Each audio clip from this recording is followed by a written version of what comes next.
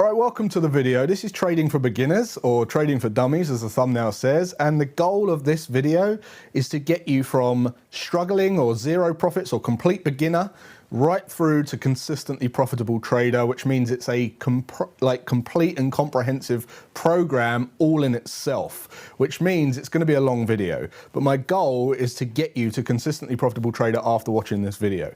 And that's a bold claim, but this is something I've been meaning to put out for years and years now, because there is so much crap out there and there's so many educators and fake gurus and scams trying to take your money and not providing any value in return. So I had enough of all of that, and I thought I'm just going to give everything away for free to the trading community once and for all. And I'm going to invite you into my trading office as I walk you through every component you're going to need directionally correct so that you get there as quickly as possible without all the fluff, without all the showmanship. And by the end of this program, you are going to be the most confident and competent trader that you could possibly dream of being. So if that sounds good to you, I encourage you to bookmark this video, put it into your favorites, subscribe to the channel if you want to. And over the sections of this video, I'm going to be covering what your expectations should be, what you need in terms of the gear, the basics, how to read price, finding your way around a chart, understanding what Forex or trading actually is,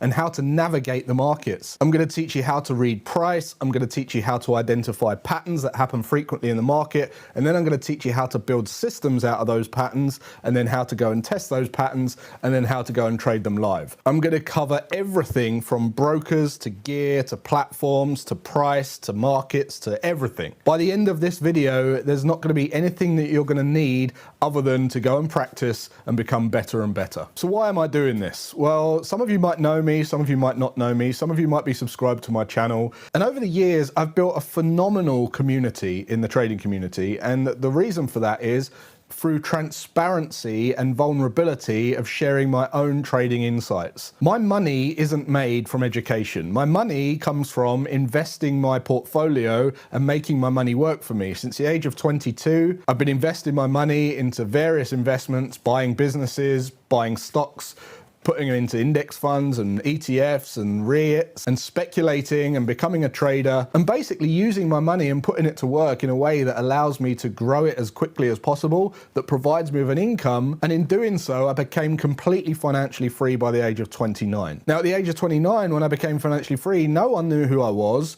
And after seeing all the crap out there online about trading, I decided to just let everyone watch me trade. Let everyone see how a real trader goes about their day. If I was going to be doing it anyway, I might as well share it with you guys, and that's exactly what I did. And in doing so, over the years, I've become recognized as one of the most transparent and generous traders in the trading education space. I've become very close friends with some of the best trading prop firm owners in the world, some of the most reputable trading psychologists in the world, and I've spoken on some of the most respected trading stages across the globe as well. I started sharing my trading routine with the trading community almost 10 years ago now, and in this video, I want to combine it and compress it all down so that you walk away feeling as if you've got more value from this one video than you have searching the internet for months and months and months, maybe even years. So why am I giving a completely comprehensive course away for free? Well, here's the truth. Over the years, there's been many scammers set up accounts. There's hundreds of fake accounts of me, and what they're doing is they're contacting people trying to scam their money, and I don't want people to lose their money. If you're going to become a good trader, the whole point is that you build wealth and keep money and not blow it and give it away and lose it, right? You want to build wealth, and that's my goal as well. So I don't want you to lose your money. So what could be the best move that I could make in order to eliminate those scams? Well, just share my best information so that everyone comes here and then there's no question of what's the real deal. And not only that, you'll learn so much in this lesson that you won't need to go and give your money and invest with other people, because you'll be empowered and you'll be able to do it yourself. I've got a much bigger cause to help people and empower people around their finances and become financially free. I believe that when we're free and able to focus on our most meaningful work, we become better human beings. So my goal is to get that message out to as many people as possible. And I hope after you've watched this video, you're going to get so much value from it, you're going to feel compelled to share this with everyone you know and help me achieve my goals. Sound fair? All right, well, if that sounds good, we're going to get stuck straight in. What I would say is make sure you bookmark the video again, Second of all, get a method of taking notes, okay? Commit to this program. This is something you're gonna wanna take seriously. Don't treat it as another YouTube video. This is gonna be your textbook for learning how to trade. This is gonna be your curriculum. This is gonna be your qualification. So make sure you set up some time aside in your diary to keep coming back and revisiting this thing consistently until you get it all complete. Okay, are you ready? Let's get stuck in. All right, so hopefully you've got a method of taking notes now. We're going to get stuck in. But before we get stuck into all of the technical stuff, which I'm going to do in a way that doesn't overwhelm you or confuse you, I want to give you some expectations, because when you've been clicking on this video, before you clicked on this video, one of the questions or two of the questions in your head was, how much do I need to trade? How long is it going to take me to learn to trade? And some other expectations that are unclear, such as, what does it involve? What do I need? Am I the right fit for it? So I want to cover some of that stuff off. And this is really important because I want to show you a way to understand how long it's going to take you, how to know how much money you're going to need, okay? And that's really going to be motivating for you, because when you see the truth about this stuff, you can actually forget about it and put it to the side, and it will give you the motivation to focus on the actual learning. If you're trying to do it in a way where you're really pressurized to make money right now, or you're really pressurized to make it work, it's going to have an effect on your mental state. In fact, there was a survey done in southern India where they tested 56 cities in southern India, and they tested the farmers' IQs. And when there was a drought and there was no trade and no market, and it was all low economy, the economy wasn't very great, their IQ dropped by 30 points. And when it raised and it was booming and trade was great, their IQ raised by 30 points, which means this: when you're in a level of poverty, okay, meaning that you can't quite afford your own personal comforts, your IQ drops. Now, the thing with trading, you're going to need to be switched on as you're learning. You're going to need to be full focus as you're learning to trade. If you've got something eating away at your animal brain, telling you, oh, we can't afford to pay the bills this month, then that's not going to be the best position for you to learn to trade.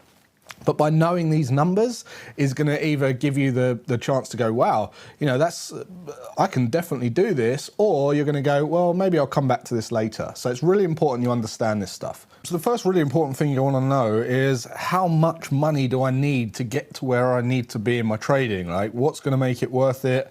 And the first answer to that is, trading is one of the most powerful ways to accelerate your wealth if you can be consistently profitable, because the returns that you get on trading, as it's high speculation, the returns are greater.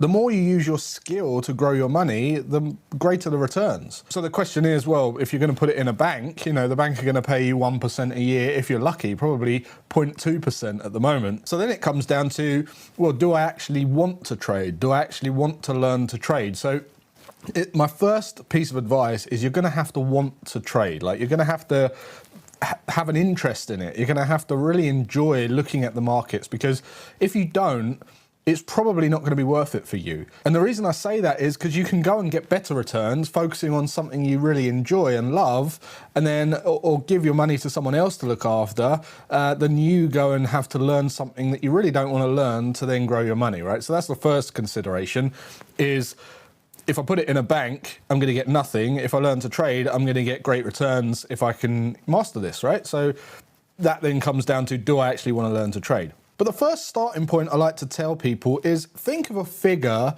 that you need to cover with your trading returns. So it might be your full income. If you're earning 2,000, 2,500, 5,000 a month, or whatever that figure might be, write that figure down, whatever that might be. So you might want to cover your whole income, your monthly income, which might be £2.5 grand, or you might just want to bring in an additional £500 a month or something like that, right? So we'll go with that example for now. We'll just say 500, could be dollars, pounds, whatever. And what you're going to do, just to kind of get some idea of what sort of returns you will get, or how you can start to approximate that figure, is we can play around with some figures. So all we need to do is take that figure, whatever that figure is, and next to that, I'm going to write 2%, 4%, 6%, okay? And all you do is you divide this figure by 0.02 or 0.04 or 0.0 6. And what that's going to give us is some returns, some monthly returns. So if I divide 500 by 2%, I'm going to get 25,000. If I divide 500 by 4%, I'm going to get 12,500. If I divide it by 6%, I'm going to get 8,333. And what does that mean? What does this figure mean? Well, this is the amount that you would need in your account if you were trading it and getting 2% returns per month based on 500, and you was trading, 25 grand a month and you was getting 2% per month, that would generate £500 or dollars. If you had a 12.5 grand account and you was getting 4% returns consistently per month on average over a long period of time, that would give you 500 a month. Same goes for 6%. If you was trading £8,333 in your account and you was doing 6% on average over a long period of time, that would approximate £500 or dollars per month. Make sense? So have a play around with some figures and put them against some percentages so that you can start to see, right, okay, I don't need millions in my account to generate what I need. Actually, I need this much or this much, and I need this percentage return. Now, you're not going to know your percentage return right now. On average, that I see, the best traders get between 2 and 6%. It varies. And I've worked with prop firm owners and prop firm 7-figure traders on prop desks, and I've seen them get anything from 2% to 6%. And yes, there's going to be times where you're getting 10%, you might even get a 20% month. But the point is this: you need to focus on returns over a long period of time. And I'll talk about that later on in the program. Now, the other thing to pay attention to here is there's going to be other influences like inflation, like your lifestyle costs, your performance, all this kind of stuff getting better as a trader. So it's a good place to start, but you're also going to want to factor in, you're going to want to leave some money in the trading account so that you can grow it and have that compounding interest in the account as well, right? So there's a few other factors that will play into this, but this is a great place to start if you're a beginner, to visualize how much you'll need to generate a certain return. And really, the purpose of this exercise is linking the relationship between the two. Now, this brings me on to the next point, which is time. How long will it take me to learn to trade? Now, I can tell you this. Usually it takes between 12 and 18 months to become consistently profitable as a trader. That's what I've seen working with thousands of traders over many, many years. And I've seen that be the common kind of sweet spot. Does that mean it's going to take you that long to learn how to trade? No. It can take 6 months to really learn this and master it in your mind.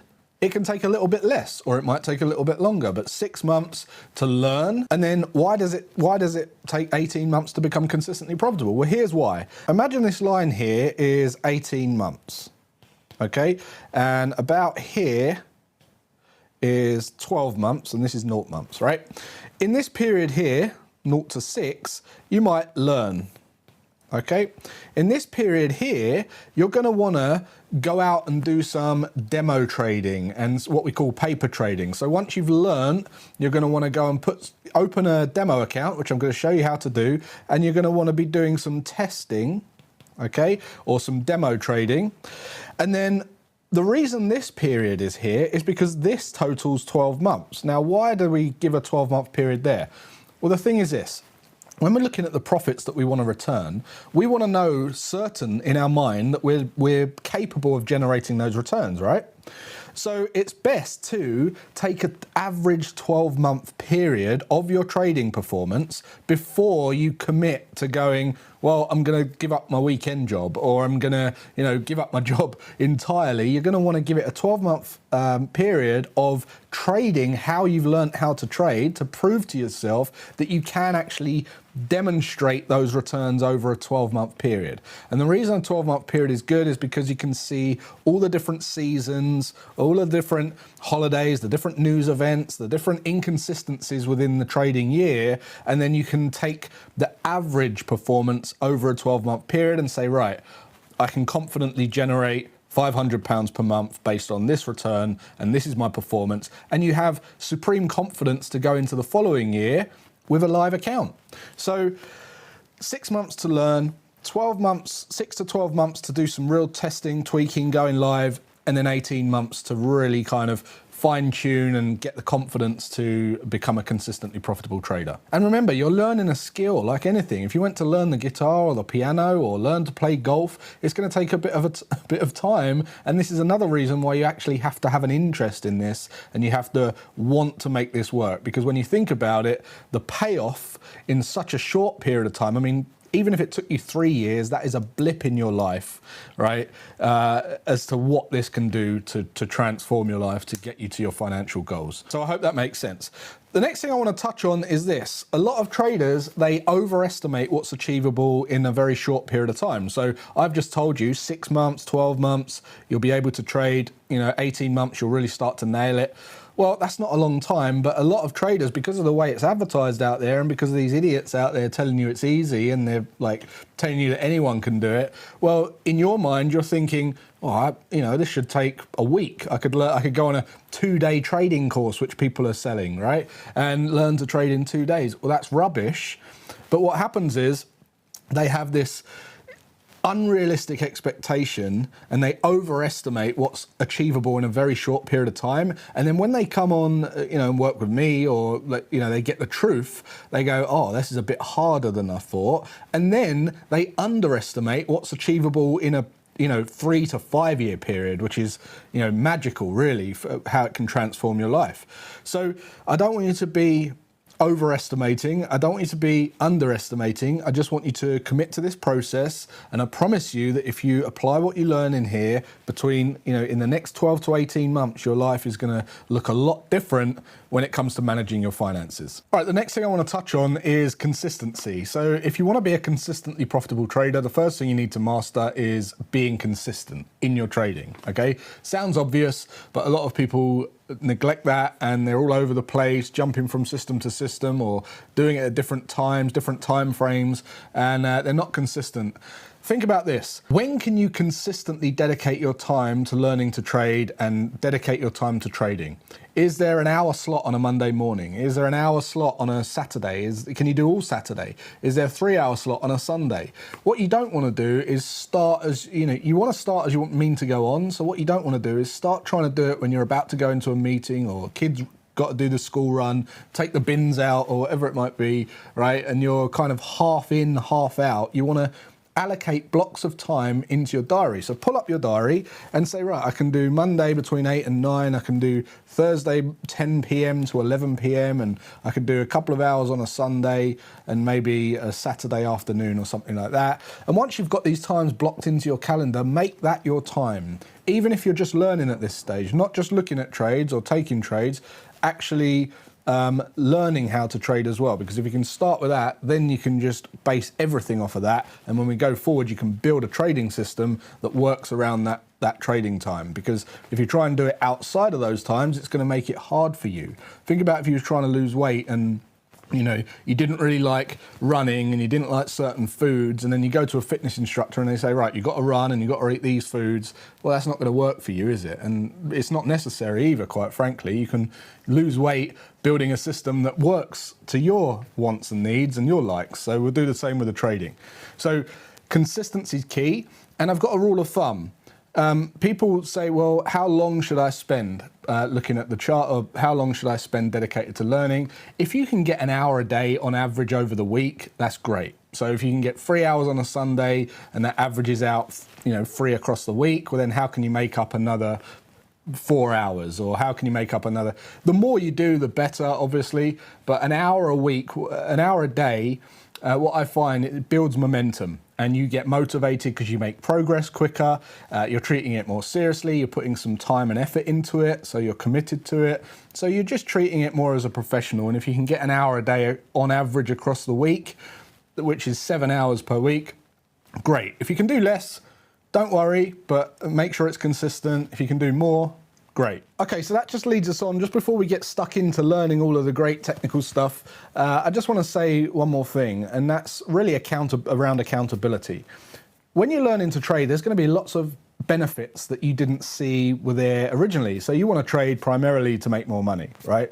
But there's going to be other benefits, like you're going to think more objectively. You're going to understand people better. You're going to lose FOMO and fear of missing out. You're going to, focus on long-term success rather than short-term quick wins. So there's all of these kind of benefits, these hidden benefits to learning to trade that you're going to benefit from, not just making money, which is amazing. So it's a great place to be, it's a great thing to do, but it's very lonely. Not many people you know learn to trade, not many people you know are traders, and there's not many people you can talk about trading without them thinking it's some kind of scam or you're kind of crazy gambler, for the reasons I just mentioned previously, right? The way it's advertised and all the scams out there and all the rest of it. So what I would do is I would counter that. I would get people on board by telling them what you're doing. Okay, and don't be afraid to tell them, I'm learning to be a professional trader. If you was learning a guitar, you'd say, I'm learning to be a professional guitarist, and they wouldn't laugh at you, right? But you've put it out there. So people might laugh, smirk, and think you're crazy, but just go with it and say, look, if I don't get anywhere in 18 months, 2 years on this, then you can, ridicule me all you like, but it's probably down to me just figuring out it wasn't for me anyway. But just tell them. Open up, tell your family about it, tell your kids, tell your wife, tell your husband, tell your partner, tell your family, tell your colleagues, tell everyone, because it's not a taboo anymore. It's something that you're doing, you're working on, you're becoming a professional trader, and you want to open up about that. You want to be, you want to be open about that, and you want to be proud of that. So let everyone know, get everyone on board, and what it also does is it allows them to respect your learning time. When you've blocked it into your calendar, that's your time dedicated to working on your future. You have to put yourself first in this case, because if you don't get to where you want to be, what good are you to helping other people? You're not really living the life that you really want, otherwise you wouldn't be watching this video. You know that you can do this, you're really interested in this, and you absolutely can do this. You need to give yourself permission to put yourself first to learn this stuff if it's something you really want to do, and then you can serve your family and your friends and your colleagues even better. And lastly, on that point, I want to say, just get around other traders, professional traders. Stay away from forums and those kind of Discord groups that are like really spammy and everyone's got an opinion. Get around some real professional traders who are all working on the same goal, like-minded people. And I would invite you into my group, which is below. You can click the link in the description of this video to join my group of professional traders. Completely free. We're all working on becoming better traders, including myself. Being around other traders and like-minded people who are working on the same goal gives you that belief transference, that confidence, and that momentum to continue on your trading journey. All right, with that said, we're going to get stuck into learning the cool stuff now. So I hope you got value so far. Grab a pen and paper, or you might want to pause it and come back when you're ready to start learning all of the technical stuff. Let's get stuck in. All right, so before we start digging into finding some of these opportunities and being able to actually place trades, we need to know what we're looking at. We need to read the markets. We need to read the charts. We need to understand this language. And really that starts with understanding price movement. Now, I already mentioned that those candlesticks or bars, those indications on that chart are the movement in price within a certain time period. So what I want to show you now is the anatomy of each of those bars or candlesticks and how we read them and what each thing means when we're looking at price relative to time. So each one of these candlesticks in front of you here, they look very similar to the ones that are on the chart, but you're probably thinking, well, some of them were green, some of them were red. Well, let's just break that down a little bit. The first thing you need to understand is there's 4 components of a candlestick. Okay, and that is the open price, the close price, the high of the session, and the low of the session. Because remember, one candlestick can be an hour, it can be a day, it can be a month, it can be 15 minutes, whatever. It's always going to have those 4 components. In other words, what that means is, let's just say that these candlesticks here in front of you are the hourly candles, which means bang on the hour, o'clock, we're going to have the open of a new candle and the close of the previous candle. So where is the open on this candle? Well, remember you saw red and green candles on the chart that I explained that I showed you guys just now. A a green candle means, what a green candle means is that we closed at the end of the hour higher than we opened. And when you see a red candle, conventionally, it doesn't matter what color they are. People use different colors for different candles, and conventionally they were white and black, or they were hollow and white. So but over time, usually green is for bullish or up candles, and red is for bearish or down candles, meaning when it's green, we close at a higher price than we opened, and when it's red, we close at a lower price than it opened. So let's just start by coloring in these candles here. So I'm going to color this one here green. Okay, so this is our up candle. This means that price closed higher than it opened, and we'll have a red down candle as well, and meaning that price closed or the candle closed lower than at the price it opened. So how do we identify where it opened and where it closed? Well, let's start there. So in a green candle, we got the four components. Okay, we've got this, we've got this, we've got this, and we've got this. Now you probably guessed this will be the open price. Okay, so whatever price this was on the chart. Remember over on the right hand axis we had the price points down here, and we had 1.3055. That price point will be the price at which that candle opened. Okay, then this will be where the candle closed, and then obviously in between that, this would be the high of the session, meaning the highest price that the market pushed up to during that candle, and this would be the low. And what we're looking at in this one body of a candle is a story of what happened during that hour. We can see how high price pushed up, how low price pushed down, where the candlestick opened on the hour, and where it closed on the hour. Make sense? Now, on the bearish candle, we've got exactly the same points, except remember I said price closes lower than it opens. So in this case, we've got the open here because it opens and then it pushes up to the high, or it pushes down to the low, and then it closes lower than it opens. So this is the close of the candle. Okay, so in actual reality, what you'll see in a real case scenario, you wouldn't see this very often unless there was some kind of gap. What you would normally see is a green candle like this. Okay, so this would be green. Let's just color this green. And because prices closed up higher, you then see the start of the red candle, or another green candle, or whatever color candle comes next. Let's just say this is a green candle, for instance, right? And then you might see, obviously we've closed here and opened here. So close, open, and then close, open. Then you might see a red candle, and this would be red. And that means that we opened and then we pushed down a little bit and closed down here. Make sense? Hope that makes sense so far. Now, I just want to give you an example of how this works on bars as well, just so you're familiar and you can really get it in your head. So let's take a look at bars instead of candles. So with bars, or what they're commonly referenced to is OHLC bars, which is exactly what we've just been speaking about. The four components, which is open, high, low, close, are exactly like a candle. In fact, you can almost imagine that there's a candlestick right here, okay? Imagine a candlestick right here, right? So imagine these are a candlestick like this. We've got exactly the same thing. It just looks different. That's all. So this is the open. This is the close. This is the close. This is the high, and this is the low.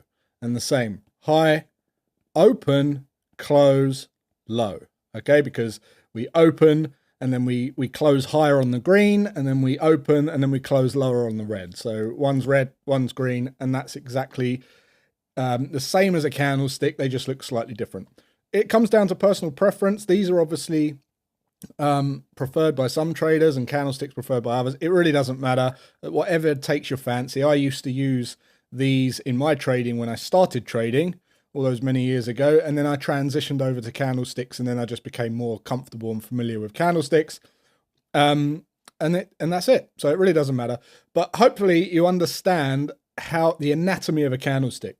What I want to talk about now is certain patterns and kind of components of the candlestick that you'll need to understand in order to develop an edge as a profitable trader. So let's take a look at those. All right, so what I want to talk about now are two main components of the candlestick that are going to really give you an edge as a trader. The first one is the close, okay? So where the close happens. And the second thing is this actual wick, what we call the candle wick, which is either the wick to the upside or the wick to the downside. And I'll tell you why those are important. So you see this candle here, this is a relatively normal looking candle, a strong either buy candle, a strong bullish candle, or a strong bearish candle, meaning that we've either opened here and closed here, or we've opened here and closed here, and we've closed predominantly lower or we've closed predominantly higher than we opened, depending on what color the candle is, which you now understand. Now, what happens if the candlestick looks like this? Which it does. This is very common to see a candlestick that looks like this, meaning that, let's just say this is, well, it doesn't really matter what color it is, but let's just say this is a red candle, okay? So when we start to look at these candles, we can start to form stories about what happened using the close and the wick. So the close on the opens here, right? So this is the open, this is the close, but look what's actually happened during this session. So the close is very, very low. The close, in fact, is the low. So this is the close and the low. Even if you had a little wick here, that would be the low. It's still a very low close. Make sense? Which indicates that it's got strong selling pressure. The market is in a strong selling pressure scenario. Now, what we can also see, where the close tells us who won the battle, so in this case it was the sellers, we can also look at the wick, which also tells us a story of what happened during the session. So imagine like a game of tug of war. Imagine during, let's just draw on this candle here, for instance. Let's just say, we opened here. So this was the open. We closed here. But during the session, the candle actually pushed up, then down, then up, then down, then up, then down. Okay, and then we closed here. Make sense? Or closed here, sorry. So there's this kind of tug of war going on. Buyers trying to win, sellers trying to win, and then in this case, we close out kind of roughly in the middle. But in this situation here, what's actually happened is we've opened here. The buyers have tried to push this market right up. Okay, this could be 100 pips, it could be 20 pips, it could be 50 pips in price, and then been rejected and slapped right back down. Not only back down to here, but right back down to here. And then we've closed off the session. We've closed the hour, which shows us that there's a lot of strong selling pressure during this session. So now no longer are we just looking at red and green candles and the open and close. We're now forming a story of what's been happening during each of those sessions. Make sense? Let's take another look at another example. Let's just say, for instance, that we've got a candlestick that looks like this. And in this case, this is going to be a green candle.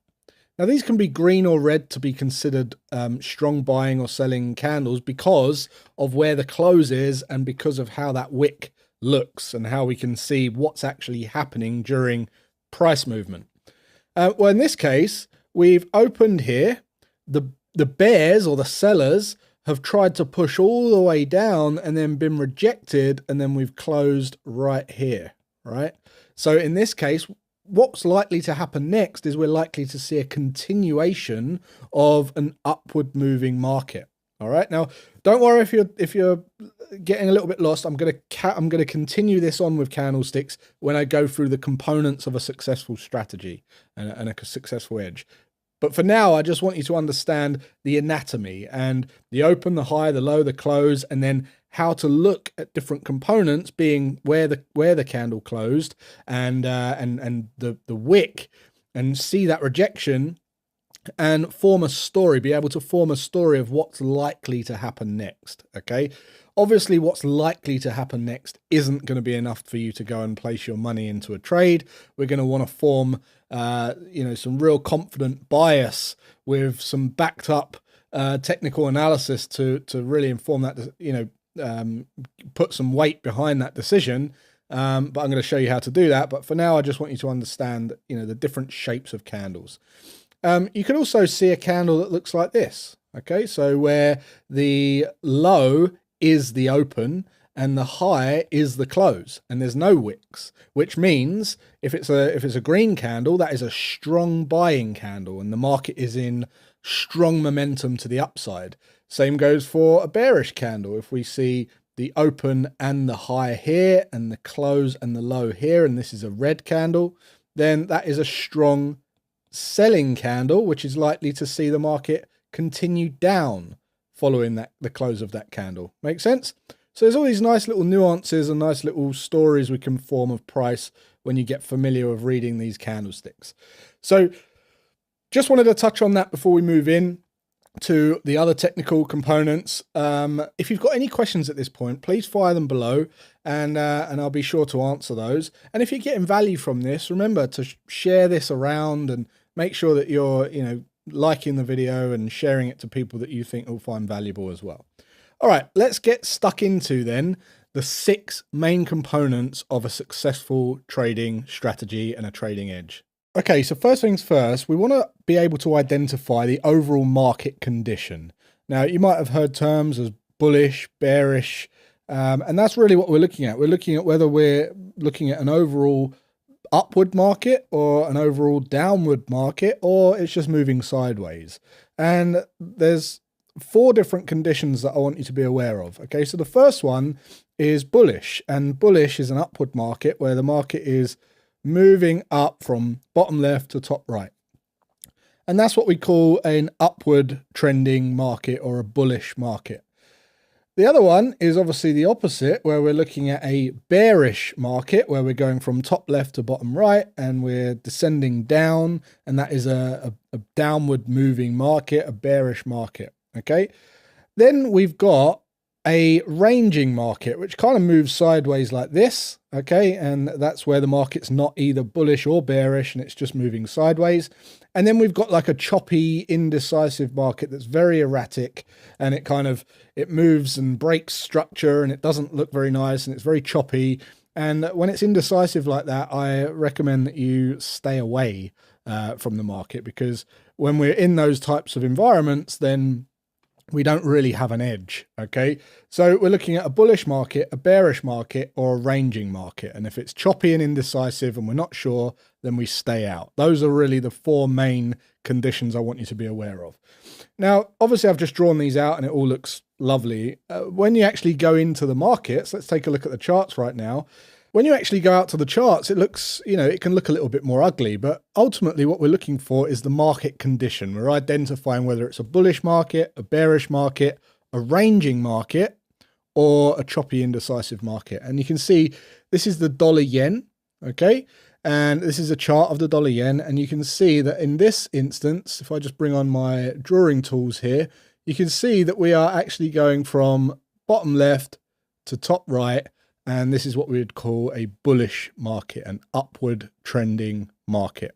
Let's take another look. Now let's take a look at another example in the other direction. Okay, so in this instance, we've got the pound dollar, and in this case, we are trending downwards. We've got top left to bottom right, and the condition is bearish in this market. Okay, so this is an example of when the market was ranging. So if we bring on our tool here and go at the top and the bottom, you can see we've got these nice ranges where price action is bouncing off of the highs and the lows.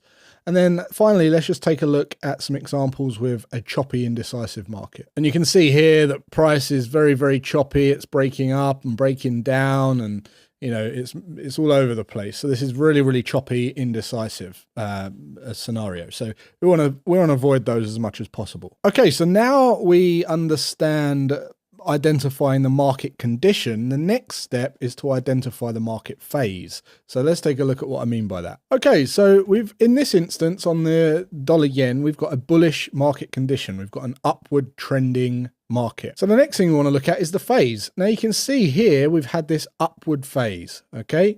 And that's what we call phase 1, or the run, okay, the extension. And then we've had this phase here, which is the pullback, right? And then we've had the next run up, and then we've had a pullback, and then we've had a run up, and then we've had a pullback. And each of these phases provides different opportunities depending on what we're looking for as a trader, whether we're looking to jump on the trend or we're looking to short the reversal or the counter move, if you like, to the trend.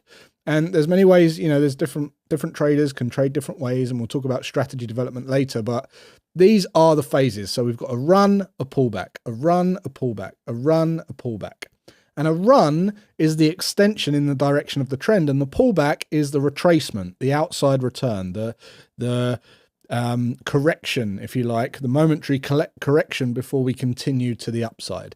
And of course, in a bearish example, it'd be this in an opposite. So let's take a look at that quickly. Okay, so in our pound dollar example here, you can see we've got phase 1, phase 2, phase 3, downward run, pullback, extension, pullback, extension, pullback. Okay, so the run and the pullback, you need to identify what stage the market's in right now.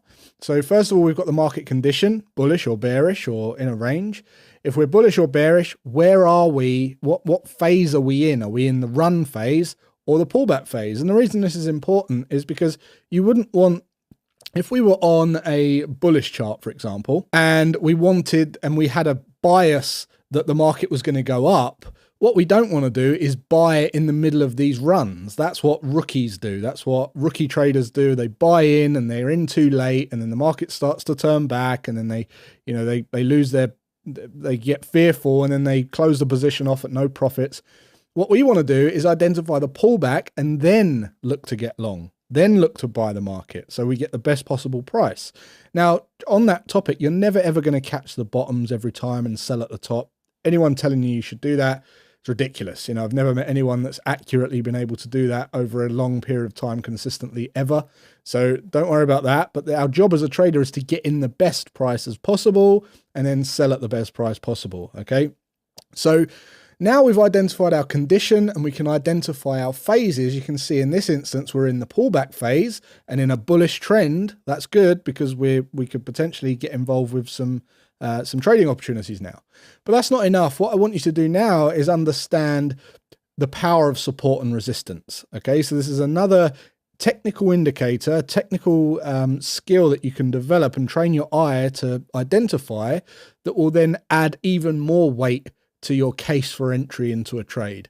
So let's just take a look at what I mean by that. If I just bring on my squiggle tool here, you can see that where we've pulled down to here, okay, in this pullback, you can see if I draw a straight line across, if I can draw a straight line, you can see that previous resistance is whenever we hit something like a ceiling, we refer to it as resistance.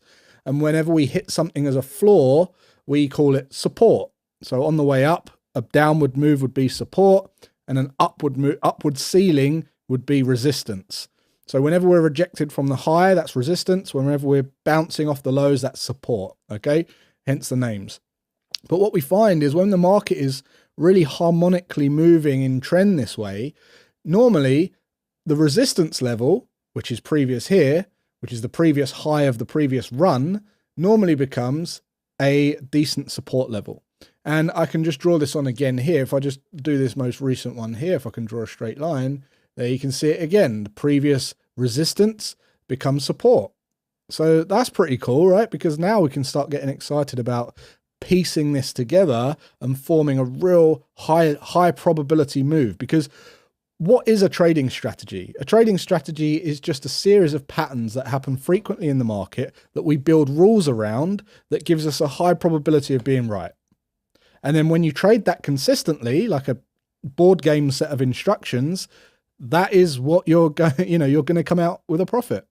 Okay, so that's all trading really is. So what we want to do is not just have, maybe it will do this, maybe it won't. I think it will. It's likely to do that. What we want is a solid edge. We want something where we have high confidence in the fact that it's likely, very, very likely to do what we think it's going to do, because we never know what it's going to do definitely. All right. Any traders out there tell you they know what the market's going to do, run a mile. All right. So far, we've got the condition, the market phase, we've got support and resistance, and we're using that to our advantage as well. So we're saying, okay, well, if we're in a pullback, let's start again on this example. identify the market condition. We're bullish. What are we looking for? Bullish opportunities, buying opportunities. Okay, what phase are we in? Are we in a run or a pullback? When we get somewhere down here, there could be an area that all of the traders are looking at, or the majority of traders are looking at, that will provide a high probability area for me to get in and buy this position. Well, what's the first kind of filter that we can use? Support and resistance. Where's previous resistance? Well, price is pushing right down into that support level right now. What do we know historically? Well, resistance becomes support. There's a clue. Okay, look left, structure leaves clues. You might have heard the saying. There's our first clue. But we don't want to stop there. What we want to look at now is how price behaves once it gets down into that zone. So let's take a look at that right now. All right, before I go into that, I just forgot to mention something on the support and resistance. So obviously I mentioned support and resistance, horizontally, but there's also angular support and resistance that we could look at as well. So just to give you, remember, we're trying to think like as many other traders as possible to pinpoint an area that there's a high probability of a reaction, of something likely to happen, so that we can then place orders, right? What we're looking at here is, if I just bring on my tools here, you can see this is a downward trend, this section of the market, and we've got our phase one, our run, our pullback, our run, okay, and then we've got our pullback. On the pullback, we've also got previous structure support become resistance, okay, and we've also got, if we just look, if we draw a line here, sometimes what you can see is at each of the pullbacks, if you draw a line from the close of the candle all the way through the closes of the candles to the most recent one, you'll find that there is something called angular support, or in this case resistance, where we're hitting an angular ceiling. And when the markets are really in trend, they tend to respect these. Now, again, it's not an exact science and it's not a pinpointed price, but when we can align all of this together, we start getting a real high probability setup in our hands. So I just thought I'd share that with you as well. Now, I'm going to go into how we identify when's the right time to start really drilling down and looking at placing orders. So let's look at that. Okay, so the next thing I want to talk about is price, okay, and how that behaves. Price patterns. What I'm talking about specifically is deceleration, so running out of steam. So we want to know when the market is likely to change direction, in other words. And there's a couple of clues that we could use to do that. If we're in a trending market, we can start to remember what I said about the candles and how we had big, strong momentum candles, and then we started to read the story of how that might be starting to run out of steam, or how certain selling pressure was coming into the market, or buying pressure, depending on what, what direction we're going in. But we can use that in a trend as well. Not only can we use it in a trend, we can use it at the end of a trend. So if the market's trending and price action starts to show us that it's running out of steam, and then we put in a retest or something like that, then we can start to go, oh, right, okay, that's double confirmation that it's likely to stop here, this trend, and actually go the other direction. So what I'm going to give you is an example here in a trend. So you can see on this, this is the Aussie New Zealand, this example, and you can see that we've got our run and our pullback, and we've got our run and our pullback, and we've got previous structure support become resistance, right?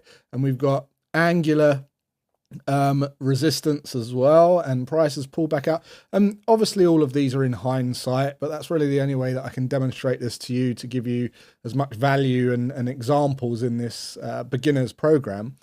What we could look for now is in this pullback phase, we can see that how we can really drill down and look at price here. So let's just start by bringing, let's zoom in a little bit here. Whoops, let me just, okay. What actually happened here is we had this strong bullish candle, and then we had another bullish candle, then another bullish candle, another bullish candle. But as you can see, they're getting ever so slightly smaller until we get this candle, right? Now this candle here, what did I say to you guys before? I said, this is completely different to this. This shows us that although it's green and we open lower than we closed, it's still a bearish candle. There's still selling pressure, because remember the tug of war story, the price pushed up and then pushed all the way back down and closed okay, which is completely different to the previous story, following this strong momentum, and then we run out of steam, and then we see this selling pressure kick in. So remember, we're looking at the condition of the market, which is bearish. We're looking at the phase of the market, which is in a pullback.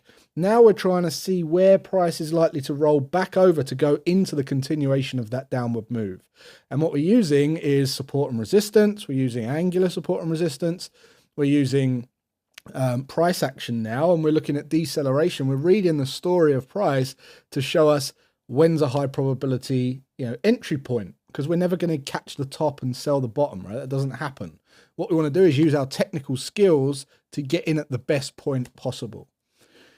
So when I look at this, I've now identified some deceleration, and I've now identified what we call a candlestick pattern as well. And this candlestick pattern is known as a high test candle, or some people refer to it as a shooting star, or there's many other names for these types of candles.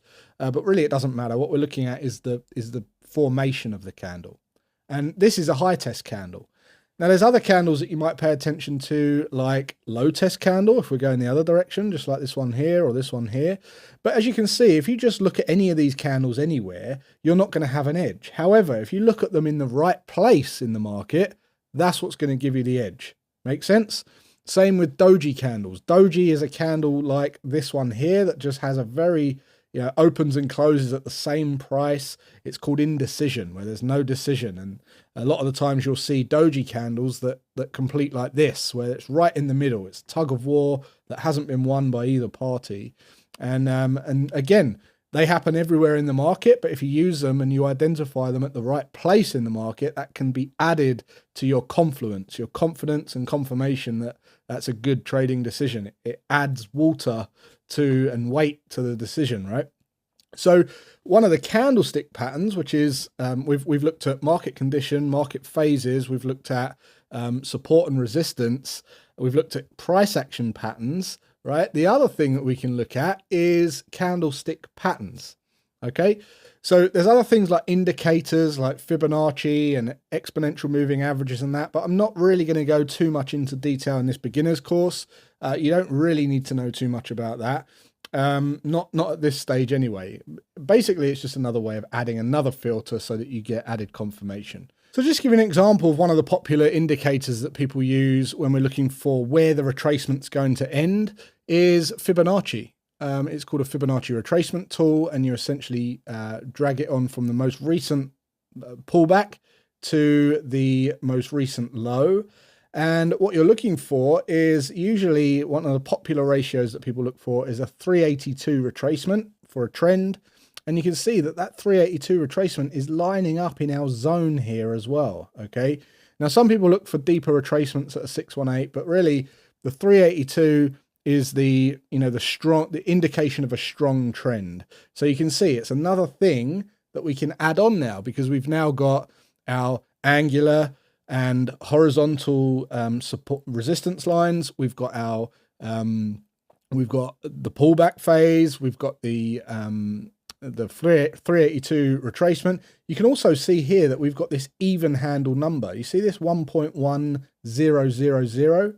Now, another thing that you could use to your discretion is even handle numbers. Anything that's on the flat or 500 or even numbers with 50 in them, they seem to be respected more often than not. So you can see that we've got 1.1 flat. That is a flat, even handle number. You know, when you go to the petrol station and you put the petrol in your car and you squeeze the pump and you try and get it on the zero, that same psychology is represented in the markets, believe it or not. And for whatever reason, these psychological numbers are respected. Lots of people take their orders or profits at these levels, which means we see movement in the market. So great, 1.1 flat. We've got all this confluence, all of this going in our favor. So all we need to do now is place an order, right? So we just want to place an order. And what I'm looking for is the candlestick formation as my signal to say, right, now we're ready to place an order. And I've already got my candle signal right here. Okay, so let's just take off this Fibonacci because it's a little bit, it's cluttering the chart. So all I'm going to do now is place an order just below the low of this high test wick. Okay, and I'm going to be placing a sell stop order. I'm going to go through orders in just a moment. But for now, if we go from the mindset of I'm just testing this out, okay, so I just want to see what happens. So all I'm going to do is I'm going to place an order here just below this low, and I'm going to put my stop loss up here. And don't worry, you don't know what stop loss is at the moment, but I'm going to explain what it is. Whoops, what's going on here? Okay, so my stop loss is going to go above this high. The entry is going to go below the low. And then what I'm basically saying is to my broker, I'm saying if price action pushes below this line, I want to get in at this price and I want to get out at a predetermined price, maybe down at the lows. Okay, so I'm going to say, right, in this instance, I'm going to test getting out down here at the lows, right? At the lows. Great. Let's see what happens. So we just let the market play out. We get triggered into the trade and there's a high probability move. And look, not only did we get our high test candle wick here, we got a lower low, lower close than the previous low. This is called a 3-bar reversal. Okay. And we also got another rejection here. So added confirmation. Even if you didn't get in here and waited for this candle, you got even more confirmation because you could see not only did we get another rejection, we also closed even lower than the previous low. So then you could have placed your order here and got in. Make sense? So I hope you understand how we use that kind of multi-factor approach to looking at different components on price to really drill down and see where the high probability setups are. And forming a story of price allows us to predict what's likely to happen next. Then all we've got to do is go and test this historically. So a case of literally just going back in time, and every time you get this set up, practicing the moves, and going through it 1 bar at a time in real time, as if like, right, what we're in, the run or the pullback, run or the pullback. Okay, great. What am I looking for now? Support, resistance, etc., etc. And you want to have a go at doing that, and you might want to pause the video to go and practice some of that. And what I'm going to go through now is what you're going to want to know in order to actually place an order. But before we do that, we have to understand the importance of testing this and how to test it. So let's do that first. All right, so from here, before we get stuck into the business side of things, which is going to be really important in terms of testing, profitability, making sure that you've got a solid system, and then looking at strategies and things like that, we first of all have to address something that's kind of the elephant in the room here, and that is orders, placing orders, and what they mean. What are they?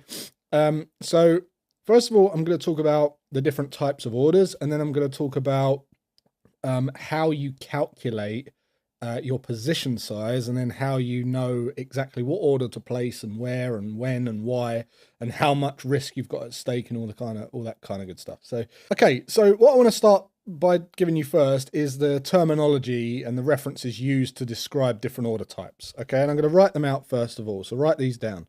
We've got a buy limit. We've got a sell limit. We've got a buy stop. We've got a sell stop. Okay, and we've got at market. Now, at market. Now, those are the references. Those are the terms that you might have heard when it comes to order placement. Now, I want to give you a reference or a kind of description of each of these, because they can all be used in different ways, right? So some of you might be familiar with the term stop loss. Okay, well, a stop loss is the way we use any of these orders. Okay, so a stop loss is the way that you're using these orders, not exactly. So a sell stop and a buy stop isn't a stop loss. A buy limit can be a stop loss. A sell limit can be a stop loss. An at market order can be a stop loss if you've got a mental level that you're actively watching. And I'll explain more in a moment, right? So forget stop loss at the moment. I'll explain that in a moment. But these are the types of orders. A buy limit is a limit order where you're telling your broker, each of these orders are instructions to your broker, by the way. So first things first, a lot of people think that when they place an order on the chart, that is the exact level that they should be filled in, but it's not. It's actually an instruction to your broker to then fill your position at the nearest possible price. Okay, and I want you to understand that, because I don't want you to be one of these people that blame brokers and things like that for not honoring your order and all this, right? It happens.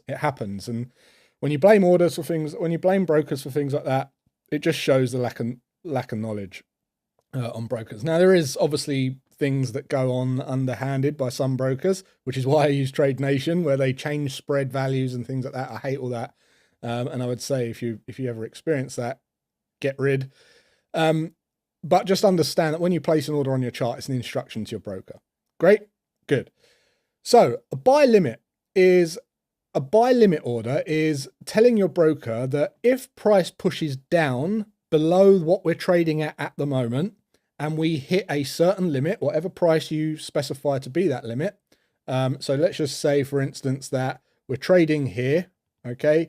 And you're telling your broker. So let's just do this in a chart fashion. So we're trading at this price, and you tell your broker, actually, if we push down to here, I want to set a buy limit order, which means if we hit that limit, I want to buy the currency. Okay, so basically it's an instruction to your broker to say, if we hit this level below where we're trading at the moment, whatever you predetermine that to be, I want to buy X amount of position. All right, and don't worry about position sizing just yet. So we set a limit order down here, and if price pushes down, your broker will then will put you in a long position. Make sense? Now, sell limit works the other way. So we're telling the broker, if price pushes up to this predetermined limit that I'm going to tell you, above what we're trading at the moment, I want to sell the position. Okay, so again, exactly the same thing. We're trading at this value, and you're saying, I want to set a sell limit up here. Okay, this was a buy limit. This is a sell limit, and if price pushes up to this level, you want to sell, and they'll put you in a sell position, a short position, right? A buy stop order is kind of the other way around. So let's just say we're trading at this level. You're basically, a buy stop order is saying to your broker, if we hit this level above what we're trading, I want to buy. Okay, so let's just say that we're trading here, and you say, if we push up to this level, I want you to put me into a long position. I want to buy at this level. So this is a buy stop order, meaning that you're thinking that the price is going to go up. And a sell stop order is the other way. So again, if a sell stop order is an order to your broker to say, if price pushes down below what we're trading at the moment to this predetermined level, please sell me, put me in a short position. Okay, I want to sell. So you place your order down here, which is be a sell stop.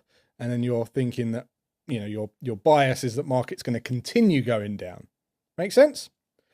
So we've covered buy limit, we've covered sell limit, we've covered buy stop, and we've covered sell stop. And at market order is just you watching the charts live and clicking buy or sell and giving your broker an instant instruction as soon as possible to get you into that direction, whatever that might be, whether it's a buy at market or sell at market. So you can buy or sell at market, and that is, get me in now, sell now, buy now. Make sense? Now, all of these are orders, and they can all be used for target positioning, or they can also be used for getting into a trade, and they can also be used for stop loss. So now we've covered the references of each of these. Let's cover the three different ways we use these. Okay, so basically it's a stop loss, a entry order, and a target or a profit target, or whatever you want to call it, right? Profit target. And you can have multiple profit targets, but we're just going to stick with this for simplicity right now. Okay, now first thing I want you to get clear in your mind is every order is an order. What do I mean by that? Every order is an order, and what I mean by that is a lot of traders we see out there, they put so much emphasis and attention and, effort and energy into trying to pinpoint the most accurate place for entry, which we was doing earlier, right? But when you think about it, your entry could be someone's stop loss. Your target could be someone's entry, and your target could be someone's stop loss, right? So they're all orders. They all behave the same way. So you want to think about putting as much effort and attention into every one of these orders, not just your entry, but your stop loss and your target. So you want to give the stop loss breathing room. You want to give your target enough, you want a decent sized target, but not too greedy in some situations. And your entry obviously needs to be precision as well, so you get that best probable move. So any of these orders that I've just been through here, buy limit, sell limit, buy stop, sell stop, or at market, can be used as stop loss, entry, and target, okay? Depending on how you get in. So I'm going to give you an example of this on the chart in just a moment, but a stop loss can be a buy limit, a sell limit, an at market, right? Or it can be a buy stop or a sell stop, okay? A stop order is not related to stop loss. Stop loss is just a term for how we use the order. Does that make sense? An entry can be a buy limit, a sell limit, an at market, a buy stop, whoops, and a sell stop. If I could write. A target can be a buy limit, sell limit, at market, buy stop, sell stop. So let me give you an example of each of these. A stop loss, if market starts going against where we, where we thought the market would go, and we want to get out of there, we could set a buy stop order. Let's just say, for instance, we thought the market was going to go down. Let's give you an example of this, right? So here's the chart. Let's just say that the market's trending and we get in a short position here, okay? So we set our order and we set a sell limit order here because we made the prediction here and we said, right, if we push up to that level, that's previous support, should become resistance. I've got enough, enough confluence there. I'm happy to place a sell limit order and I'm going to tell my broker to just put an order there. You set it, you forget it. That's called a sell limit. And your idea is that the market's going to push down and retest these lows and you're going to place a buy limit here, sell limit here, buy limit here, because you're telling your broker, if price pushes down below the current price that we're trading at, I want to buy back my position. And of course, this order here won't be active until this order's active. Okay, but what if market goes against you, against your prediction, right? So you've put a sell limit order in, you've sold the position and market's going against you, okay? Well, what you would use here, so remember what I said about the broker, if it goes above the price we're trading at, you've already sold, so how do you buy it back? Okay, well, you want to buy stop order here, okay? So it's just a case of how you're getting in the market, how you're placing orders, how that relates to, how we're using the order, and then how the actual order works. And it only comes down to these 6 things or 5 things here, right? So you've just got to memorize this. You've got to really understand this. And then you've got to know how you're using each of those 5 things. And then you've got to understand how you place the orders on the chart. So let's go over to the chart and I'll just make this really, really clear by giving you some examples on there. Okay, so in real time, let's take a look at some of the examples that we could give on some of these orders. All right, so we're currently trading at 22,913. Okay, and what I'm looking at is different orders that I might place. So if I was looking to sell this right now, okay, for whatever reason, I would place a at market order, right? At market order, and I would get in at market right here. And we're selling, I've placed an at market order. I've told my broker I want to sell, and we're in. Now, in order to cover my position, so basically I need to set a profit target and a stop loss. And I could use any of those orders that I just showed you for that, but they are specific to, depending on what order your entry order is.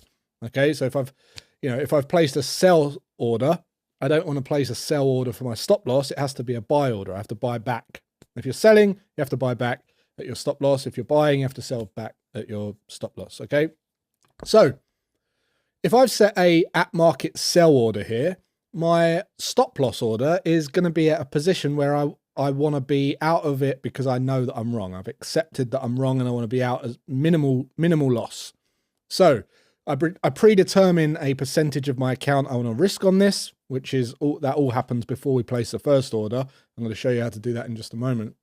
But the stop loss, let's just say we're going to place the stop loss above this structure level. Okay, so the stop loss is going to go here. And the stop loss for this particular order is I want to place it now. So I'm going to get in the trade at market. I'm short. Now I just want to cover my position and I want to place a buy stop order here. Okay, so a buy stop order, and that's going to be used as my stop loss. Now, why can't we use a buy limit order? Well, we can't use a buy limit order because remember what I said about buy limit order. A buy limit order is an instruction to your broker to get in at a price that's lower than we're currently trading. All right? So that wouldn't be lower than we're currently trading, would it? So it would be a buy stop order. So just by figuring out and remembering what I said about each of those orders, the unique characteristics of those orders, you can work out, right, okay, yeah, it couldn't be that one. So it really only isolates it down to the right one. Now for my target order, let's just say that I want to get in down here. I want to buy back down here at a profit. Now that could be an at market because I could sit here watching it and I could just do an at market order. It couldn't be a sell stop because we're already selling. It needs to be a buy, okay?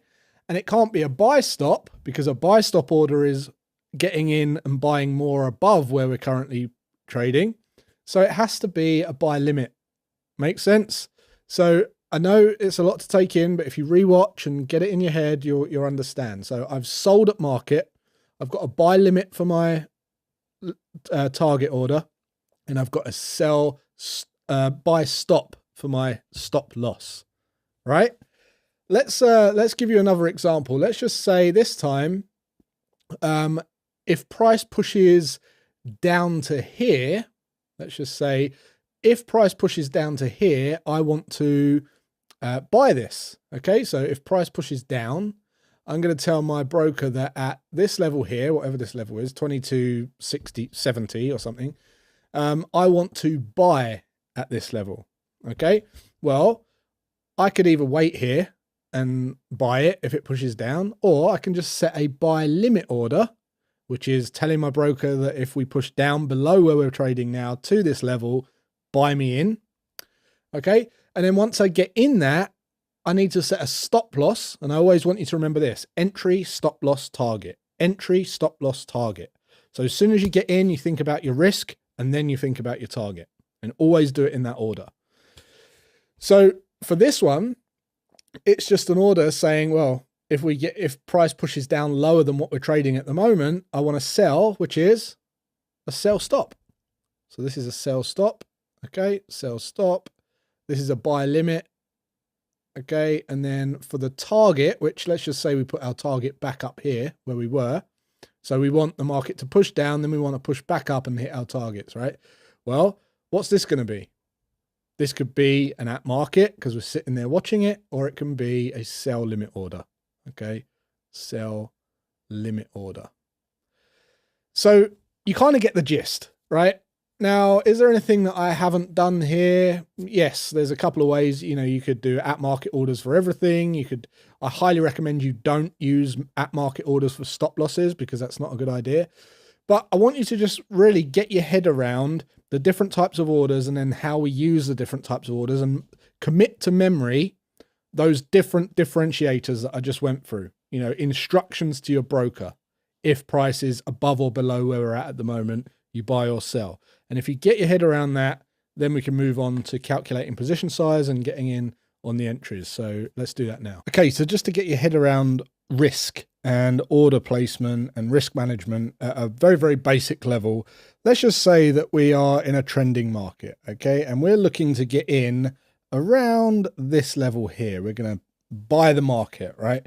And I'm not so interested in the profit target for this example. I just want to get you to understand risk and position sizing at a basic fundamental level. So let's just say that the price we want to get in at is 0.550. Okay. Now we're going to get in with a limit order or an at market order or, you know, buy limit, whatever it might be. And we're going to predict that the market's going to go up. Now, to cover our position, we also need to put in a stop loss where we want to get out and accept that we're wrong with minimal risk, okay, minimal loss, sorry. So let's just say that, to keep the numbers easy, that this is 8,500. So here, between here and here is a 50 pip gap, right? So there's 50 pips between our entry and our stop loss. Now, one thing I forgot to mention earlier is we're looking at the fourth decimal point. The only time that isn't the case is on any pair that contains the yen. If we have the Japanese yen in any of the pairs, we're just looking at the second decimal point. So you might see something like 13120, or this will be the 1 unit and this will be the 10 unit. Okay, so all the pairs, we're looking at the fourth decimal point, except for the pound yen, we're looking at the second decimal point, or the dollar yen, any pair with the yen in it. All right, so back to the example. So we've got a 50 pip risk limit. Make sense so far? Now, let's just say that we've got a $10,000 account. That's our total account size. Okay, and I'm just keeping the numbers. You might have a $1,000 account. You might have a $500 account. You might have $1 million account, right? But $10,000, let's just go with that because it's nice and round. And let's just say we want to risk no more than 1% on any trade, any given trade. Okay, so first thing I'm going to do is divide this by 100. And that will give me 100. Okay, so $100. Makes sense so far? So 10,000 divided by 100, that gives us 1% of our account, or you can multiply it by 0.001 and get the same answer. And we've got $100. Now, what we want to do is take that, that's our risk, and we want to work out how many, how we put that into the order. So we've got a 50 pip risk in space, okay, in price, and we've got $100 allocated to that 50 pip risk of our account size, right? So all we need to do is take the 100 that we've got to allocate to risk and divide it by 50. And that will give us 2. And what is 2? $2 per pip. So let's just say that this here is a 2-to-1 move, meaning we're risking 1, but we're going to gain 2. That means if we're risking 100 and we've got $2 per pip on every pip the market moves, we're gaining $2 or losing $2 if it's below our entry. That means that if this is 100, this is 200. So we're risking 100 to gain what, $200, which is a 2-to-1 risk reward profile. Now, I'm not going to go into lot size and everything just yet, because the way that we buy currency is in units. Some, depending on the broker or the platform that you're using, the charting package, it will give you the option to put in a dollar figure per trade or per risk, per pip. And some of you will be looking at lot size, so standard lot, mini lot, micro lot, and that will all be calculated based on similar principles. But I'm not going to go into that just now. I'm going to go into that later on when we get in depth with the, with the numbers and real detailed stuff. But for now, I just want you to understand kind of, right, okay, so I'm allocating 1% of my account to split across the amount of risk where my stop loss is going to go, my entry is, and then I can work out what my profit target will be, because it will be the same value per pip. And then there's all leverage and all the rest of it, how you can access, how you can control a bigger portion of the market using leverage from the broker, and all of that I'll go through when I talk about brokers.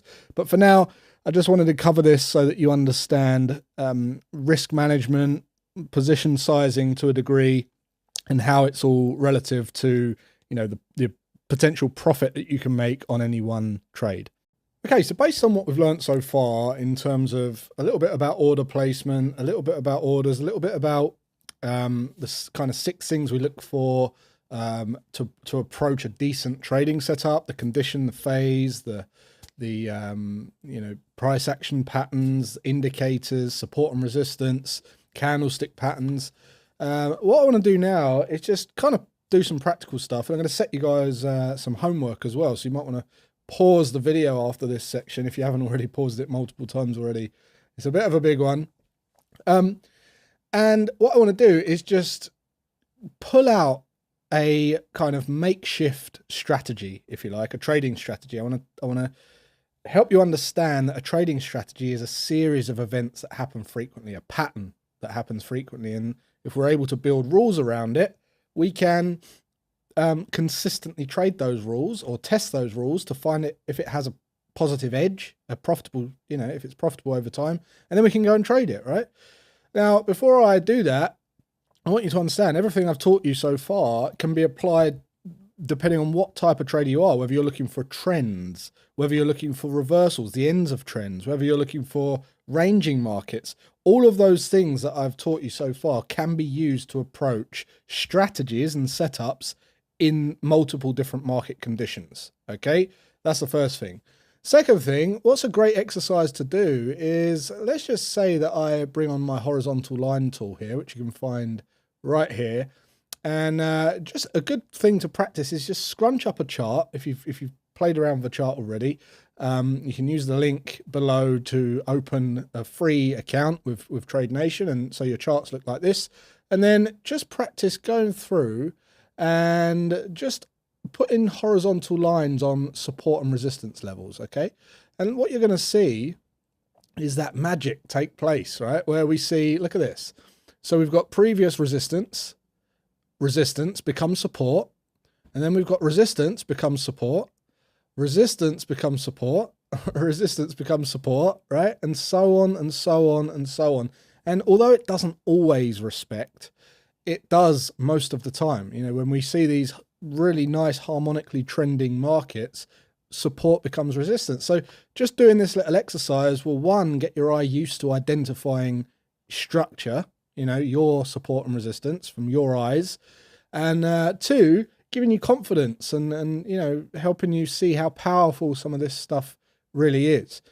So let's make up a strategy, and then what we're going to do is use that strategy to firstly show you what a strategy is made of, and then second of all, get your head around the idea of, oh right, I just need to go and test that now to see how it performs, and that will give me the confidence then to give me the probability of what it's likely to do going forward, right? So let's do that. So first things first, this is all going to be in hindsight. I have no other way of demonstrating it in an efficient way for this video so that you can, otherwise we'll be waiting here. I'll be taking days and days and days to film this thing. And I want to give it to you right now. So I'm going to kind of give you something in hindsight. I've just pulled up a chart randomly. I haven't really checked through too much here. I've just seen a couple of things that I think we could use. And I'm just going to create a trading strategy. Now, before I do that, some of you might be thinking, well, when is the best time to trade? What's the best time frame to use? Do I use the daily, the 4 hour, the hourly? And I would say this, if you can remember what I said about consistency, you have to be consistent. So when can you consistently be in front of the charts every day to do the routine, whatever that might be, okay? You don't want to be interrupted by meetings, school run, taking the bins out, all this kind of thing, right, that I say. Or having a shower, bath, or someone gives you a call, right? So if you can only see, if you can consistently check the charts at the same time every day, once a day, you want to be trading on the daily time frame, okay? So each of these candles is 1 day. If you can do it 2 times, maybe 3 times a day, well, then you can consider the 4 hour. But remember, those times have to be consistent. There's no point chopping and changing and missing stuff and then trying to catch up, and that's not going to work for you because traders have a tiny edge, small edge. All right. So if you miss a trade, that can potentially cost you a couple of weeks of profit, or keeping you at break even. So you want to be consistent. And if you can check the charts more than 4 times a day, 3 times a day, then maybe consider the hourly. But look, this is a beginner course. And if you've watched this long, we're probably 2 hours in now, you're probably going to want to be a beginner, which means you want as less time at the charts as possible because you won't be able to handle as much going on. So I would say start with the daily time frame. All right. And for this example, I'm going to show you on the daily time frame. So what I want you to do is, first of all, I'm going to give you a strategy, and then I'm going to say, right, what I want you to do is go and test this strategy and go and test it using all the different filters that we gave you before when I said, look at angular support resistance, look at horizontal support resistance, look at even handle numbers, look at indicators, look at price action patterns, look at price candlestick formations. Okay. And I'll give you a couple more candlestick formations to look at. So let's make a start, right? First things first, I'm going to look at this is a bearish trend. Okay, we're going to say, right, we've identified the market condition is bearish. Top left to bottom right, we're putting in lower lows, lower lows, lower lows, lower lows, okay? And we're in a bearish trend for this part. And what I'm looking for is a continuation setup, okay? So I'm looking for market to go to the pullback phase, and then I'm looking to sell so that I can short the market and come out at a profit down here. I can buy back my position down here at a profit, okay? So look, let's bring on my squiggle tool. I'm going to draw all over this chart, so make sure you take notes. Now, let's just say that this was our last run, and then this was our last pullback, okay? Now, what I'm looking for is when we get the pullback, I'm looking for the first lower low, lower close candle. So we're just going to assume for this one that we've pulled back into previous structure support, and it becomes resistance, and we're in that zone just like we did before. And what I'm looking for is a lower low, lower close candle. And what that is a candle that closes lower than the previous low candle. In other words, we close lower today than we did yesterday. Make sense? Because this is, remember, this is hindsight, but this is a live, in real time, this is a live example. So this candle here, can you see this candle here? Right, this red candle, that candle closed lower than the previous low. Let me just remove that off so you can see it. This is the previous candle, right? And this is the candle that's just closed below the low of the previous candle. Make sense? Okay. And what I'm going to do once I see one of those candles is I'm going to place a sell order just below the low, 2 pips below the low. And I'm going to work out my stop loss, and I'm going to put that 2 pips above the highest high. And then what I'm going to do is I'm going to shoot for the lowest close for my target. Now, of course, this is in hindsight, but this is a good example of showing you the power of structure and the power of putting as much emphasis into your target taking and stop loss as you do your entry. And what you can see here is I was triggered into the trade on this next green candle. Then we pushed up a little bit because in real time, you know, that is a whole day. Put your mind in the whole day of what's happening in this green candle here.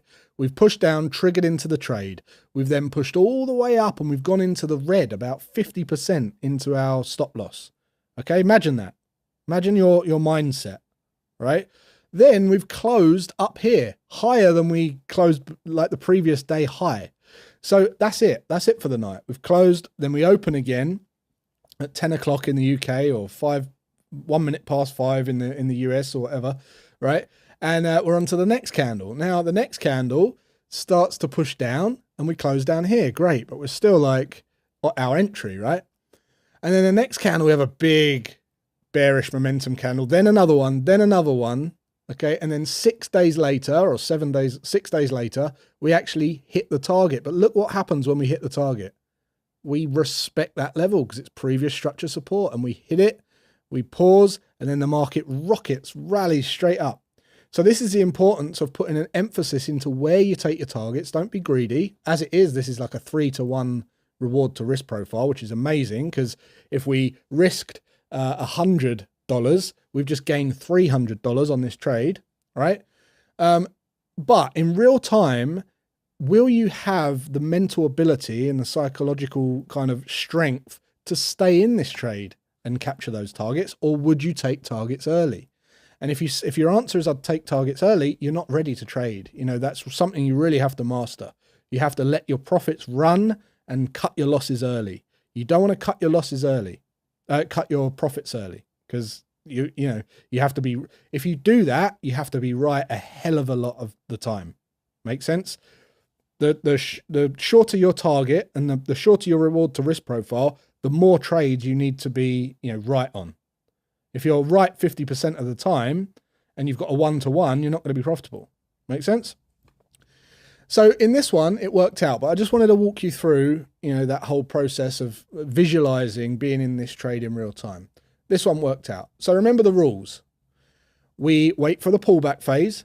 We wait for it to, you know, get to previous support, resistance, or we just wait for the pullback. We identify where it's likely to end, and then we look for the first lower low, lower close candle. All right. Now, Let's go again. So we put in our new low, we start to pull back, we start to see deceleration here at previous support, and we put in a lower low, lower candle right here, okay? So we enter a couple of pips below the low, we put our, and when we get triggered in, we put our stop above the highest high, and you can see in this case, started to push down, but if our target was down at the lowest close, this was more than a 1-to-1, probably a 1.5-to-1, but we actually triggered into the trade and then got stopped out. See that? We got stopped out. So we had to use our stop loss. We had to trigger our stop loss order to get out of the trade at a loss. So in this instance, we've gained $300 and we've lost $100. So we're up $200. Make sense? Cool. All being 1% per trade. And of course, that 1% is going to change very slightly as we gain more as we grow our account, but I'm using it for this example. Okay, but what happens here is we continue to push up, then we see more deceleration, which is still a valid pullback, still a valid retracement, still valid phase 2, okay, pullback, and then we see market decelerating here, and then we get another lower low, lower close candle, right? So we place our order 2 pips below the low, we put our stop loss 2 pips above the high, and then we get triggered into the trade on the next day, and then we have a bit of a doji candle, which means indecision, okay? And then nothing happens, and then the next day we get a lower low, lower close, and guess what? We're going to put our target back down here again, okay? Lowest close, and boom, we've got what? A 2.5-to-1 on this. So now we're up $500, $500. Great. And then we wait for the new low. So we don't take another trade until we break and close below this low, and then we break and close below this low. So now we're down into the run again. Now we can wait for the pullback and we can look again. So here would be the next one, right? So we go into previous structure support, become resistance. We get our lower low, lower close candle, which is right here. And then we start to look again. So hopefully you understand the kind of, whoops, help if you could see that. Let me just move that so you can see that. Right, support becomes resistance. We put in our new run, and then we pull back up. We get our lower low, lower close candle right here. Okay, so you know the rules. Pull back, look for deceleration, look for a lower low, lower close candle, and then targets, entries, sell stop order below the low. Stop loss is a buy stop order of 2 pips above the highest high. Targets at the lowest close from the previous run. Now, I know that sounds like a lot, but just rewind it back, get what I'm saying. It's not difficult. And you can look in a bearish market, and you look at this in a bullish market, okay? And what we're going to do is we're going to do some testing on this, and I'm going to show you how to test. I'm going to show you what to do.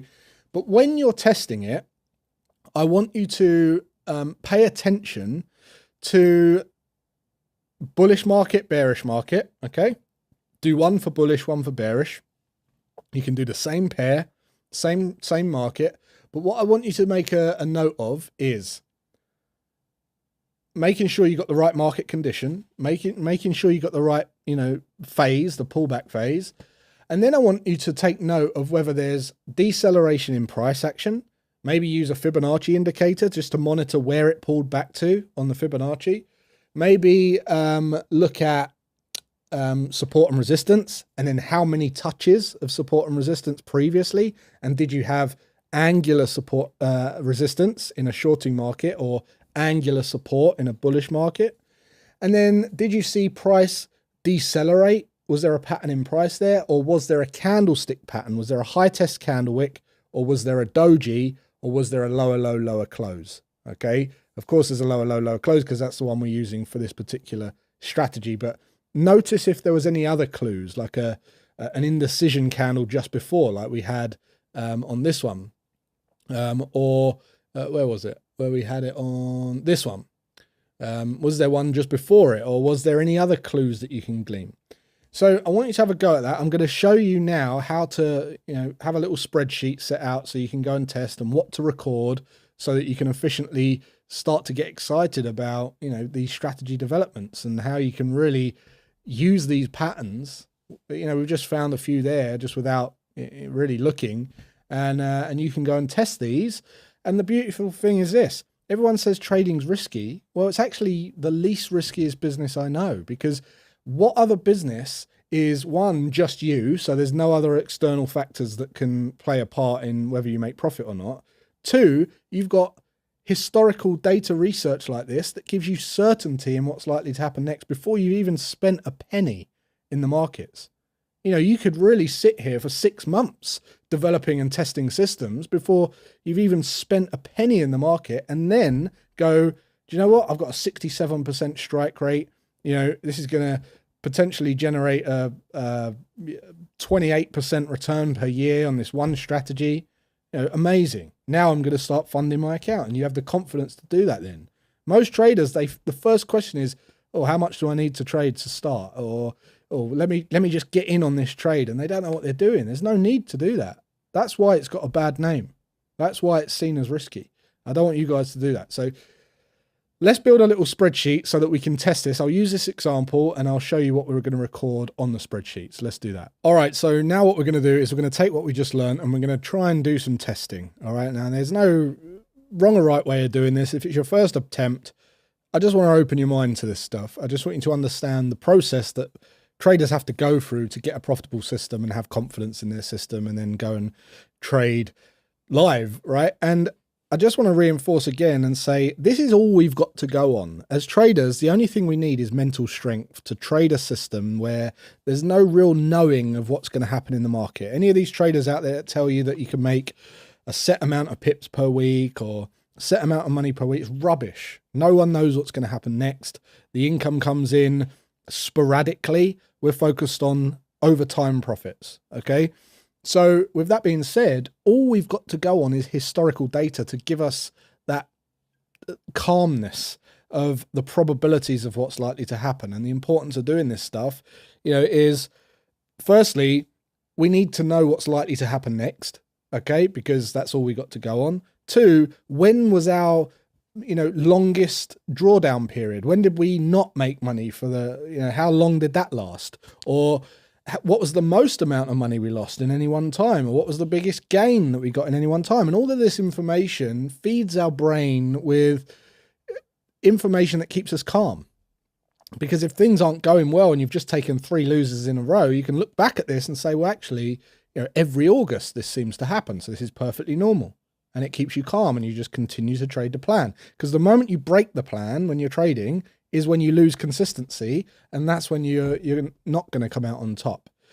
The other reason it's important to test is because this is a business. Trading is a business. And I know a lot of people don't see it like that, but with most businesses, you sell something and you get a unit profit, right? And a unit overhead cost, and the rest is profit. And the, you know, you make the sale, you pay the overheads, you get the profit. With trading, it's exactly the same, except the overheads are broker fees, platform costs, losses, and the sale price is the wins. Okay, and that doesn't come on a unit trade by trade basis. You don't win every trade, so it goes over a monthly, annually period where you're going, right, okay, well, I might have 10 winners and then 3 losers and then 8 losers and 5 winners, and it's very sporadic. So we have to have a plan that at least gives us a policy for making profit that we can look to, refer to, and go, right, okay, this is what I need to keep doing because this is normal, right? So that's the power of backtesting. And anyone that tells you that backtesting, you don't need to do it, I would ask them this: why wouldn't you do it? And in all my years of trading, of asking that question, I've never had someone reply to me or give me an answer, not even attempt to give me an answer, because there isn't one. Okay, so look, what I've got here is a very basic spreadsheet. We've got fantastic spreadsheets that we've created for some of, you know, my traders, and our traders have created amazing spreadsheets, better than the ones that I've used. But there's nothing wrong. This is Google Sheets. This is a backtesting spreadsheet, and all I've got is an entry date, or NT date. Got an entry date, entry time. It's handy to know when the date was that you got in. So when you reference back, you can find those trades quickly to see, oh, did this happen? Did that happen? Because you're going to have ideas. You're going to have other ideas to test. And, you know, you can really go down a rabbit hole here. The entry time, that's important to know. If you're trading on the daily chart, obviously the time's going to be the same all the time, because the open and the close of the candle is at 5 p.m. Eastern Standard Time or 10 p.m. UK time. And it's going to be the same every day. But if you're trading the hourly charts or the 4-hour charts, it could be, you know, up to 4 times a day, or, you know, 24 times a day, right? So it could be either. Currency pair, what market it is. And I recommend you just test one pair completely before you move on to any others. Time frame, trading. So time frame is the daily or the 4 hours, 60-minute trading system. So this is going to be like trend, counter trend, reversal, ranging, you know, all that kind of stuff. We're going to look at trend for this example. Type of entry. In this case, we're using a lower low, lower close candle. Okay, so we'll use that. And then these are the notes set up. So you identified the condition, tick, phase, tick, support and resistance. You could put a score here. So you look back and see how many times it touched, and then you count them up, and then angular, you just add as another one. Okay, or you could add 2 points for an angular, and that's your scoring system for monitoring support and resistance. Because you might find at the end of this that, you know, all of the winners actually had 5 touches of support and resistance. Okay, and you might just say, well, do you know what? Unless they've 5 touches of support and resistance and angular, I'm not going to bother. If it doesn't have 5, I won't bother. Make sense? And then that increases your strike rate. You get better quality trades. I'm not saying that will happen. I'm just saying that's an example of why we take these notes. Indicators. Make note of Fibonacci or any indicators that you might use. Or was it a 382 retracement? Was it a 618 retracement? You can start to get patterns. And every time you see a winning batch, you go, oh, that's interesting. They all hit the 382. Right? Whereas the ones that hit the 618, they lost. They didn't generate a return. Price deceleration. Is there a price deceleration? So like smaller candles, right? Was there a candlestick, like a high test candle wick or a doji, right? So were they there? So you're making notes of those. And then you want to make note of the entry price, which is going to be 2 pips below the low of the lower low, lower close. The stop loss price, which is going to be 2 pips above the highest high, or the lowest low if we're going in the other direction. And then target position, which is going to be at the lowest close. I've put target 2 and 3 in case you want to test and take it that far. I'm not going to do that for this example. And then the close date, close time, and where you exited the trade. Okay, so because you could exit at the stop loss, or you could exit at the target. And then you could use this to calculate total profit. All right, great. We've got our system. So what I can do now is I can bring this out and just pop this over here, and I'll pop this over here. Whoops. Pop this over here. And now we've got our system. Okay, so we can just start populating this, and I'm not going to do loads. I'm just going to show you guys how to do it, and then I'm going to leave you guys to do it. Right, so let's go. So let's just say on this one, we let's start on this one here. Okay, because that's, I think you can see that on the screen. There you go. So we've got the pullback phase. All right, now you can make these as you can put that in here, or you can put check boxes to tick tick tick, whatever you want to do. I'm going to say pullback. Condition is bearish, or downtrend, whatever you want to write. Support and resistance. Now we could count that out. I'm not going to in this case because I'm going to have to scroll through the charts. But look, just put a horizontal line in where the so you get the horizontal line tool, put it in where we're looking, and then scroll back and see. Whoops. Scroll back and see how many times that's been tested, and whether or not we have angular as well. And you can count those up, put the figure in here. Let's just say that that's 5 tests. Indicators. You can bring on a Fibonacci retracement, as I did before, and you could go from the low, the high to the low, and see if we hit the 618. So we hit the 618 there. So that's that, you'd put 618 in there. Okay, so 61.8%, I should say. I got in the habit of saying 618. It's actually 38.2% of that move is the 382. 618 is 61.8% of that move is the 618. So we just make a note of that. And again, we're just making notes. Just making notes. Let me just clear some of this stuff off. What else? Type of entry. So we're going to put lower low, lower close candle. Trading system is going to be trend, and the time frame is going to be the 1 day. And you can just copy all this stuff down as well, by the way. I haven't got to like sit here typing everything out. Currency pair is going to be Aussie dollar. Entry time. Okay, so now we're looking at the entries, right? So if we just get our tool here, let's just get the crosshair, right? If you get the crosshair on Trade Nation, it shows you all of the cool date and time on there anyway. So you just have to hover over here, and we'll see that the entry would have been actually not on this candle, because we would have waited for this to close. It would actually have been on this candle, which the open and the close will be the same time. Okay, so it's going to be 10 p.m. in the UK because it's a daily chart, but we technically it would be this day candle. Okay, so the 16th of August 2022, okay, would be when we enter the trade, because remember we're setting our sell stop order 2 pips below this low. So 2 pips below the low, you look at where the low is. If you hover the crosshair over the candle and look at the low, low's at 0.7011. So that means that the sell stop order will be 2 pips below that at 0.7009. Okay, so we can write that in right now. So let's just go entry date is I think it was the 16th of the 8th 2022. Okay, entry time's going to be we'll put 2200. Okay, and then let's see what we've got here. Let's see on the order info. So the entry price is going to be, what did I say, 0.7009. I think I said, didn't I? Let's just double check. 7009. Yep, that's the entry price. The stop loss is going to go 2 pips above the highest high. So look, this candle here, the high of this candle, 71.37. So we're going to be at 71.39.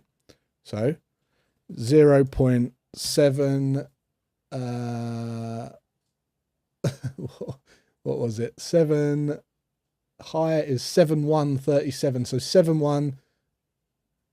Where are we? Where's the highest high? Highest high 71.37. So 71.35. Sorry, 71.35 will be the stop loss. Target is going to be at the lowest close. Okay, so let me just remove all of these drawing tools.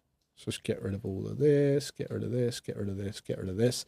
And I'll show you where the lowest close is. So bring on the crosshair. Here's the lowest close right here. The close of this candle was 67.35. Now we're going to go 2 pips above that. All right. And that's allowing for something called front running, which is just a common practice to make sure that you get filled, because there's a little spread there and the broker might, not fill your order. So we want to make sure that we get filled. So the close price is 67.35. We're going to go at 67.39. So 0.6739. And that's it. Okay. Now, where do we close out? So the next information is all about the exit info. So the close date, well, let's have a look. What we're looking for is when we hit 6739.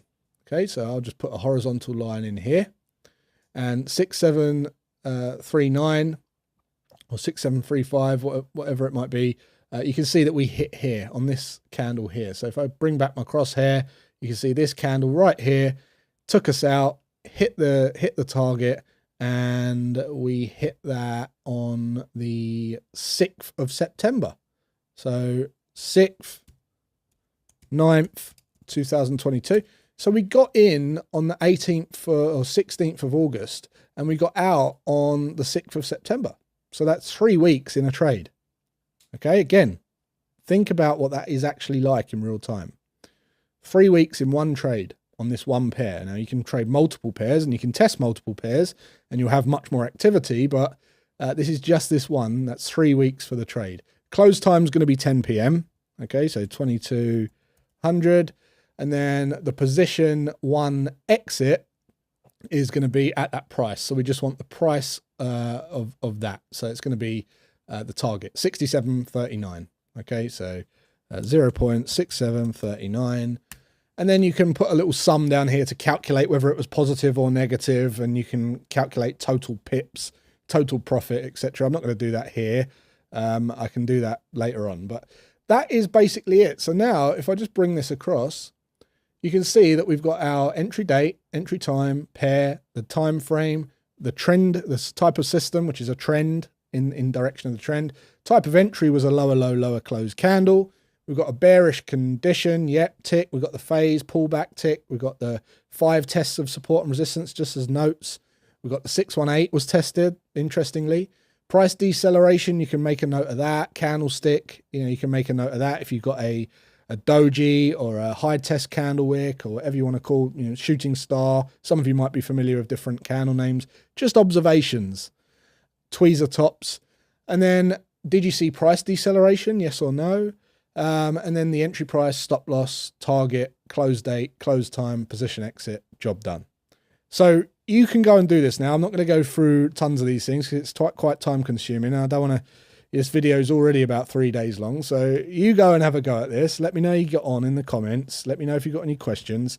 And what we're going to get onto next is really just understanding how we put all this together. So let's get onto that now. All right, so now you should have had a play in the charts and you should have done some testing, and you should have some figures populated in your spreadsheet. Okay, so if you haven't done that, I recommend doing that unless you're going to go through this again. But now we've done that, what we want to do is establish one main thing, right?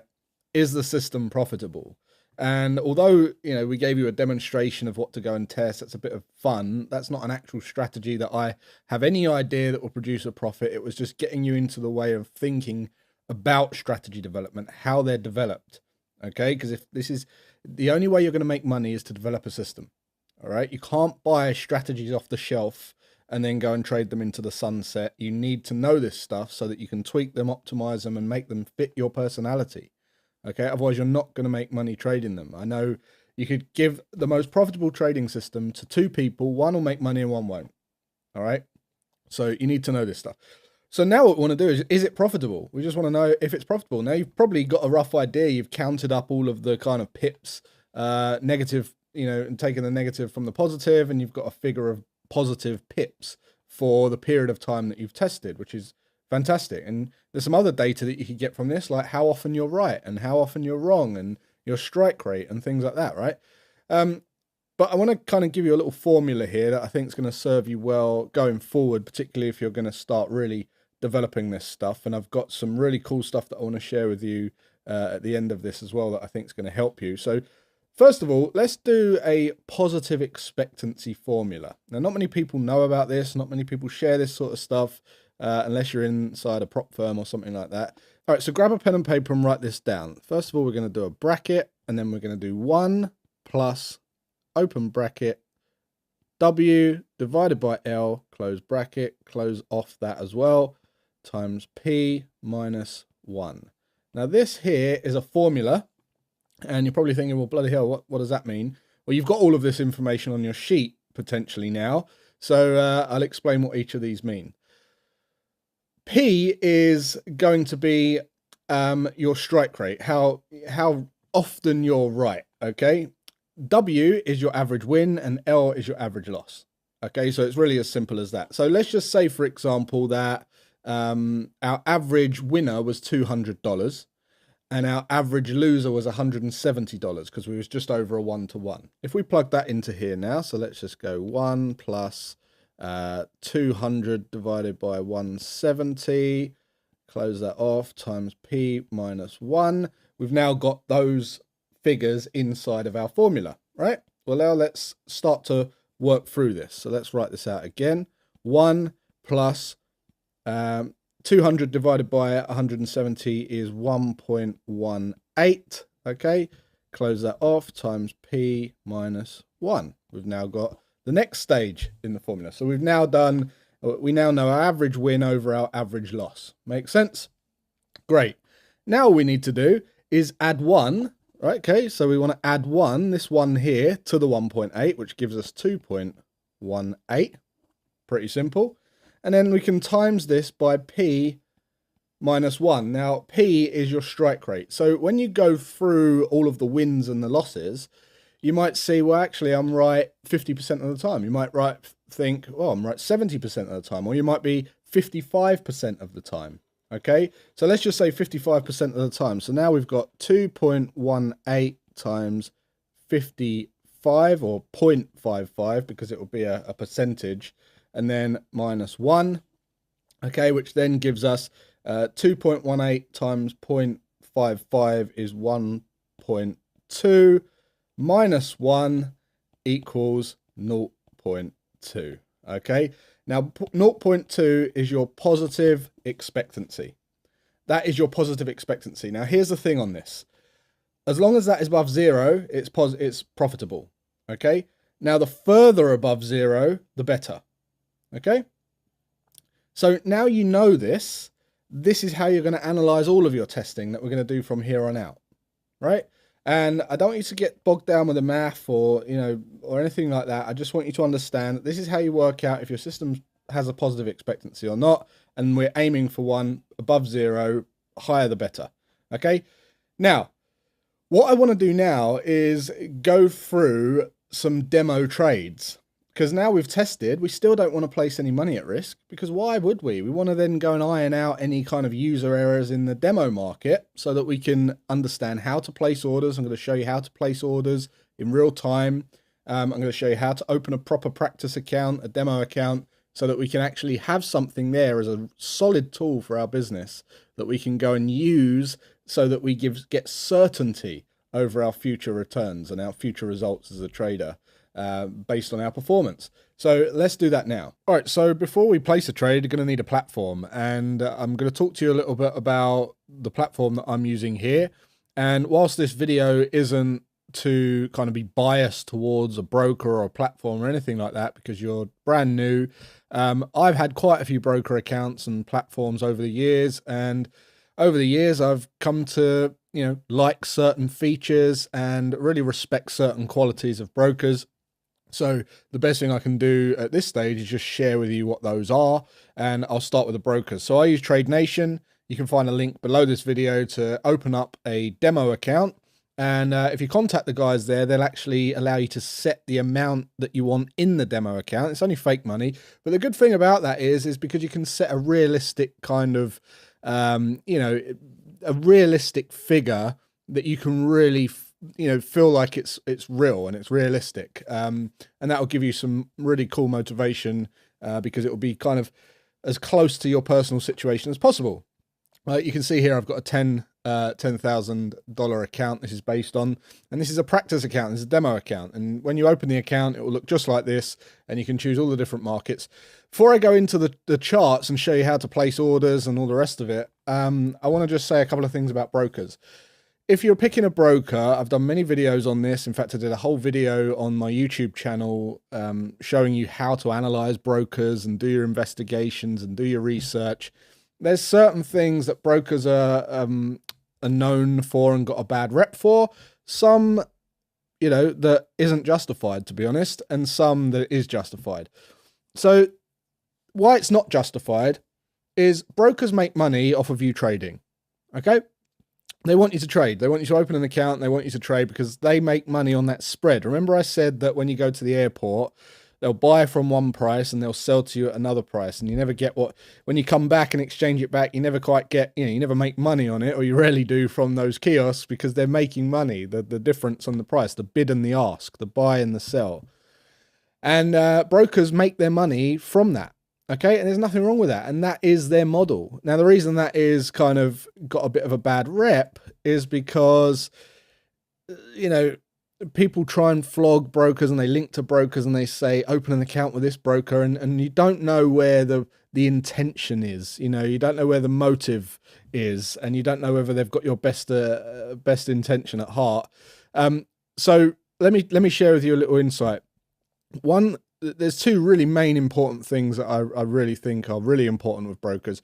One is that you've got a good communication path and good lines of communication to the broker. So the last thing you want is to have to ring up, go through a ton of security questions and get put on hold and then go through to support, and you're trying to close a trade and you have to go through all security and everything like that. You want to be able to just pick up the phone and talk to someone, an account manager, and TradeNation provide me with an account manager that I know, that I can ring up. I also know some of the senior management at TradeNation now throughout developing relationships, because they're, you know, in my opinion, a great broker. So that's really important, having a direct contact there that you can call if anything goes wrong. Second of all, I like to see the kind of agenda on, you know, what they're promoting, and if the broker is really promoting quality education and things like that, then they're probably going to be half decent, right? If they're just, you know, putting out Facebook ads to sign up for accounts and they're taking your money, they don't even care if you know about the markets or not. That's kind of, you know, that's not really a great approach. But that was the kind of a bonus point. The second real main one is spreads. Okay, so it has been known that brokers change their spreads, and during the Asia session, you'll place a trade, or you'll place a limit order, and during the Asia session, which is the session after the New York session, so you have London session, New York session, and Asia session. During that session, the spreads become a little bit volatile and they change the spread, and for some reason you might not get filled, and then you'll have arguments with them, and then you'll notice that actually they changed the spread and they didn't honor the spread. They didn't honor what they said. They didn't fill your order at what it was when you placed it, which is, you know, to me, a big no-no, right?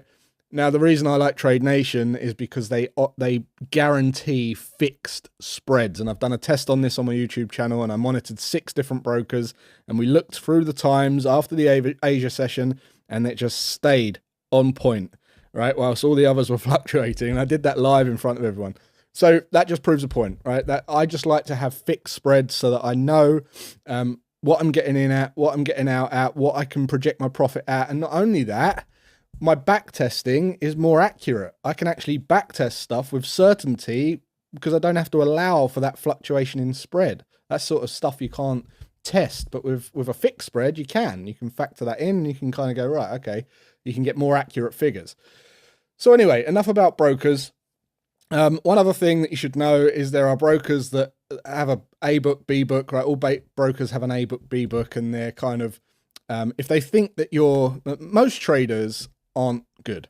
Okay, so what the broker will do is take the opposite position to your trade. They won't actually put your money through to the interbank market. They'll actually just keep the money and place the opposite side of the trade, betting that you'll lose over time, and they'll come out on top. If they do think that you're pretty good, then they'll put you on the A book, right? And that's where they'll, you know, take you a bit more seriously. But all this kind of stuff goes on inside brokerages, which is another reason why I like to have personal communication with the broker.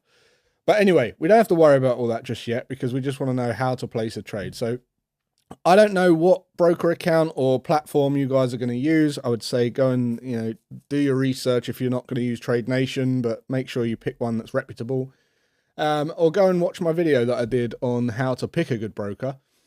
If you do open a demo account just for the sake of this training, this is what you'll see. You'll see a nice little dashboard here. You can see I've got a practice account here of $10,000, and I've got all the different markets down the left-hand side, okay? And we're going to do FX because I'm primarily an FX trader. I invest in stocks, but I don't trade stocks. And I trade some other indices and stuff, but I'm going to focus on Forex because that's what we've been focusing on for this program. So I'm going to go, you know, we've got the euro pairs, pound pairs, dollar pairs, all the kind of major different, or the 3 biggest major cross pairs. And then we've got the list of those there. So let's just go for pound dollar. And you can see some information like the buy and sell price. You've got the daily change in price. Okay, so where we're up to at the moment, whether it's down 1% or 0.5%, the low and the high of the day so far. Okay, so you know all this stuff now. You've got a trade button, which is going to be relevant for at market orders. And then you've got an order button, which is for limits and stop orders. Not stop loss, stop, buy, stop, sell, stop. Remember, those are orders above and below price, and limit orders are orders above and below price. And an at market order is just trade now. So that's how you need to remember it. Orders are for later, trade is for now. Okay, very easy. And then you've got some, you can put notifications on. You've got chart button here, some more information about the pair. And then you can also add these to watch lists and things like that. So great.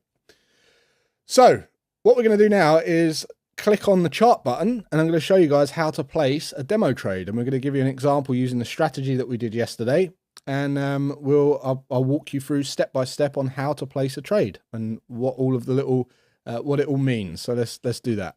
All right, so now we're going to walk you through placing a trade, okay? And we're going to just take an example of what we looked at previously, as in strategy-wise, and we're going to take a look at the Euro Aussie. So the first things first, when you're on this page or whatever your platform you're using, you want to click on the actual market that you're looking to trade or to analyze, and in this case it's the Euro Aussie. Okay, so what you do is you go over to this little chart symbol here, hit that button, and it will pull up a new chart, and then you can expand that out, and you can do that multiple times. Another reason I love this is because you can have multiple charts, which you've seen me, on my other videos and stuff. It's very, very convenient to have multiple charts laid out so that you can just glance between them. Anyway, we're going to say we've had our phase, our run, our pullback, our run, okay, and our pullback. And what we're looking to do is get that higher close. I'm just going to pretend that we've done all the analysis. We've had all the major tests of structure, and we've got all the deceleration in price, because this isn't about that. This is about showing you how to place the trades. Okay, so I'm going to leave all of the analysis to you guys. Otherwise, I'll be a long time analyzing all the markets to try and find the perfect setup and then demonstrate that for you. If I was going to do a live trade, maybe we'll do that, but this is a demo trade, okay? So this is how you place a demo trade. So look, right away, we can see that we've got our higher close here, right? So if I just, if I bring on the crosshair, you can see that this candle closed above this high, okay? So this candle closed at 155.71. And what we want to do is place an order a couple of pips above the high of that candle. And of course, because it's above where we're trading at the moment, we want to use a buy stop order, okay? Which is an order, not a trade. If I wanted to place a trade right now, I'd be using the trade function, where I just place an at market order and it'd execute my trade as soon as the broker, as soon as possible, okay? But because I want to place it above, that's going to be a buy stop order, which means we're going to place an order. So let me show you how we do that, right? So just before we go over to the orders, you can see we're going to place a trade at 56.33. Okay, so we're going to go over here, and you can also bring this up on the chart as well. So if you hit this button here, you can see the trade thing comes up here. But I'm going to show you that in a minute.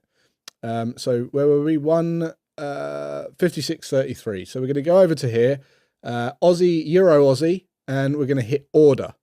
Now you can see this order, right? And basically this accounts in dollars, so we're trading $1 per pip, okay? But I'll show you how to set that right now. So we're going to be buying, all right? So you set whether it's a buy or a sell order, and the order level is going to be at, what did we say it was? 156.33. So 156.33. Okay. And what I'm going to do is I'm just going to extend this bit down. So if you hit this stop limit, because obviously we could just hit buy right now, or submit, sorry, and that would put that order in. But what we don't have is a stop loss and a target. The broker doesn't know where you want to buy your position back if you're wrong, or where you want to sell your position out if you win. Okay, so we need to tell them that. So I'm going to do all of that in one. You don't have to do it all in one. You can submit it and then edit the order to put in the stop loss and the target after. But I'm just going to do it all in one because I want to show you how this works. So basically, we know that we've got a $10,000 account here, right? Now, to work out 1% of that, we know we divide that by 100 or times it by 0.001, and you'll get $100. So we want $100 risk on this one trade, right? Now, if we go out to the chart and work out where our stop needs to go, so our stop needs to go right down here, Okay, so our stop needs to go 2 pips below the low of this candle. So if we've got $100 at risk, we want to know where our entry is, which is 56.33, and our stop loss is going to go a couple of pips below this low, which is going to be, if the low's 53.86, it means we're going to be at 53.84. So when you take away 56.33 from 53.84, that is 249. Okay, so we've got 249 pips. So if we just divide that, 100 divided by 249, we get 0.40. So basically, all we can risk on this, if we're risking 1%, is 40 cents per pip. Now, that is a problem that you might run into when you've got these bigger, broader zones, because it's such a big zone, and this has got the Aussie dollar and the euro. You get bigger pairs than this, something called the average true range, the ATR, and that basically is the average movement in price on these pairs. And the bigger the ATR, the bigger these, the bigger the profit and the losses on some of these moves. So we've got 249 pips. Okay, we can afford 40 cents per pip, right? So if we just go back to here, we just change this from 1 to 0.4. Okay, and we're going to put a stop loss of, you can either set it in points away from your entry, right, which we know is 249, or you can put the actual price, right? So it doesn't really matter. I could put 249 here, and you can see we're risking $100, see? So just under $100 is there or thereabouts, $100. You can put, and you can see that's put 53.84 right in there, so that's bang on. The limit is the stop is the stop loss. Okay, we've placed a buy stop order to get in, a stop loss, and the limit order will be the sell limit, which needs to go at the high. So let me just draw those out for you so you're 100% sure. Here is our entry with a prediction that we're going to push to the upside, and this is going to be a buy stop order. Okay, if that gets triggered and we move down and get stopped out, okay, this will be a sell stop order. All right. If we push up to this high, we will want to place, remember, if price is going to be above and we need to sell back, we want to sell limit order. So that'll be a sell limit order up here. And we're going to go for the highest close. So in this case, if I bring on the crosshair here, let's bring on the crosshair. Go over to this highest close, and the close of this was 59.10. We're going to go 2 pips below that, so 159.08. 159.08. And this time I'll put it as price, so 1.5908. All right, and you can see we're risking 100 to gain 110, so just over a 1-to-1. And if you look at that profile there, you'll see that that's about right. So just to check through this, we are buying 40 cents per pip. Okay, we want, 56.33 needs to be the order level. We need to put a stop loss 249 pips away, or at 153.84. Our target is a sell limit order at 159.08, and that is 275 pips away. We're risking just under 100 to gain 110. We want to make sure it says good till cancelled, and then we're going to hit submit. Okay, with the demo account that I'm using here, the minimum that we can enter on is 50 cents per pip. Okay, so it's just changed it slightly, which you'll need to double check. But this is just an example demo trade on how to place the orders. Okay, and obviously when we've got those big zones, that might be a problem. So you might need to only take trades when you can take above 50 cents per pip and stick to your 1% risk. So just to give you the demonstration of placing the order, that's all done now. We can hit, we can close that off. We can go and edit this. So if we just go to open orders, you can see our order here, which we can amend, we can change if we need to. And if we go to the chart now and hit our trade button, you can see that our trade's now here, and it prints the orders on the chart, which is really handy because at a glance you can see where we're at, if we're in, if we're out, etc. Right? So really, really cool. That's how you place orders. And although my demonstration hasn't been like as accurate as you know, it's really going to be in real time, I just wanted to show you how to place the orders.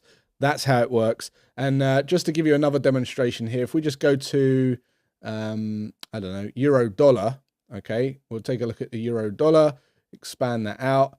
Let's just say on this one, for instance, for whatever reason, we wanted to sell at market. So we wanted to sell this time.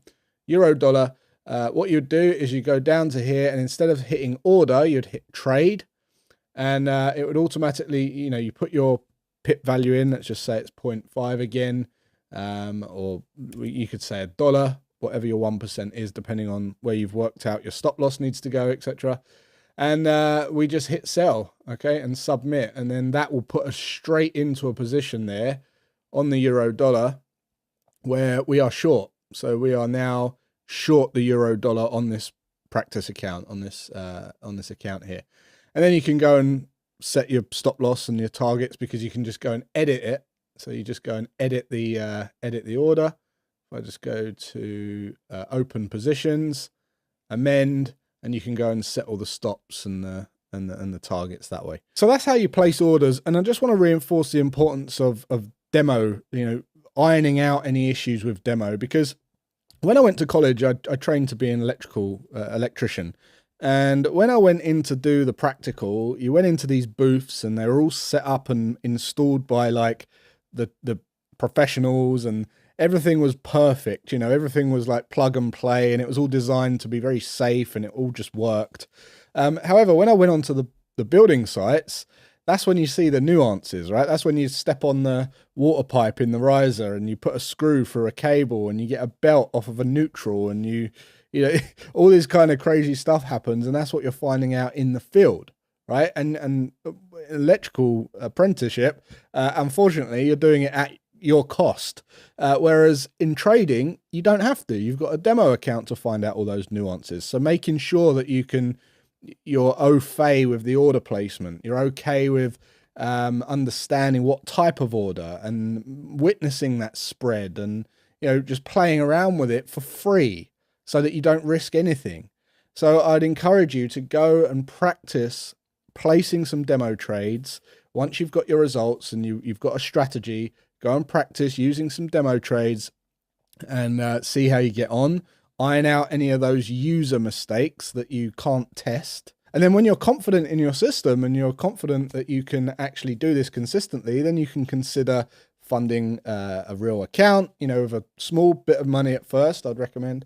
And then it's exactly the same process. So just before we get into the really, really, really good stuff, if this wasn't good enough, I just want to cover leverage and margin, because that's important. So let's talk about that quick. All right, so in a minute, I'm going to give you my own challenge. But just on this last piece here, I want you to be aware of lots, margin, leverage. You might have heard these terms banded around, and they're really, really important. And the reason I wanted to cover them last is because I wanted you to not approach learning to trade with this in mind, okay? I kind of wanted you to learn what trading's really about and the fundamentals of trading, and then how you can use this to really accelerate your returns. And I didn't want you to be swayed either way emotionally because of what I'm about to share with you. So the way I think about leverage, let's talk about leverage first of all. So think about when you buy a house, okay? Most of the time when you buy a house, you'll go to a bank and you will borrow some money for the mortgage, right? And what you put down into the property market might be 10% of that house value, maybe even less, maybe a little bit more, right? But let's just say that we've got this kind of seesaw here, okay? And I always like to draw it like this. And let's just say that you've put in 10,000 and you've bought 100,000 house. I know that's not realistic in today's day and age, but let's just say, you know, you're controlling 100K's worth of the property market by just putting 10K of your own liquidity into the market, right? And then when you sell that house, you get to keep the growth, the equity, and the profit on the capital gains of the house. And then you give that, you know, you give whatever's left that you owe back to the bank, and then you keep the rest, right? And that's basically leverage. We're leveraging a mortgage product in the housing market.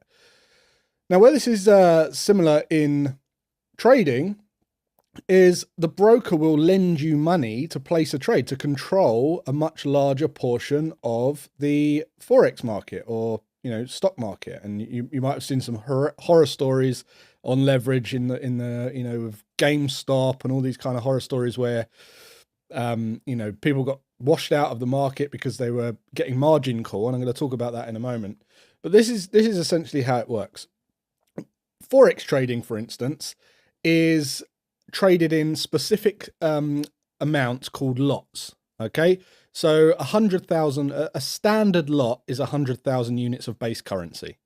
A mini lot is 10,000 units of base currency, and then a micro lot is 1,000 units of base currency. So let's just say that we were trading 2 mini lots on the Aussie dollar. Okay, and that the notational value of that trade is $20,000. Okay, if the leverage is 1-to-1, that means you just have to put up $20,000 to, let's just say that it moves 100 pips. Let's just say that you get a $200 profit on that 100 pip move. Okay, well, not everyone's got $20,000 in their account, and not only that, would you want to put $20,000 at risk just at work just to gain a $200 profit? Well, brokers recognize this and they know that not everyone's got a $20,000 account or even $10,000 account. So what they'll do is offer some leverage. And what the leverage is the same thing as a mortgage. They're borrowing you the rest, okay? So that you can place the trade, control a bigger portion of the market, and then get a profit and then pay them back what they're owed, and then you keep the rest.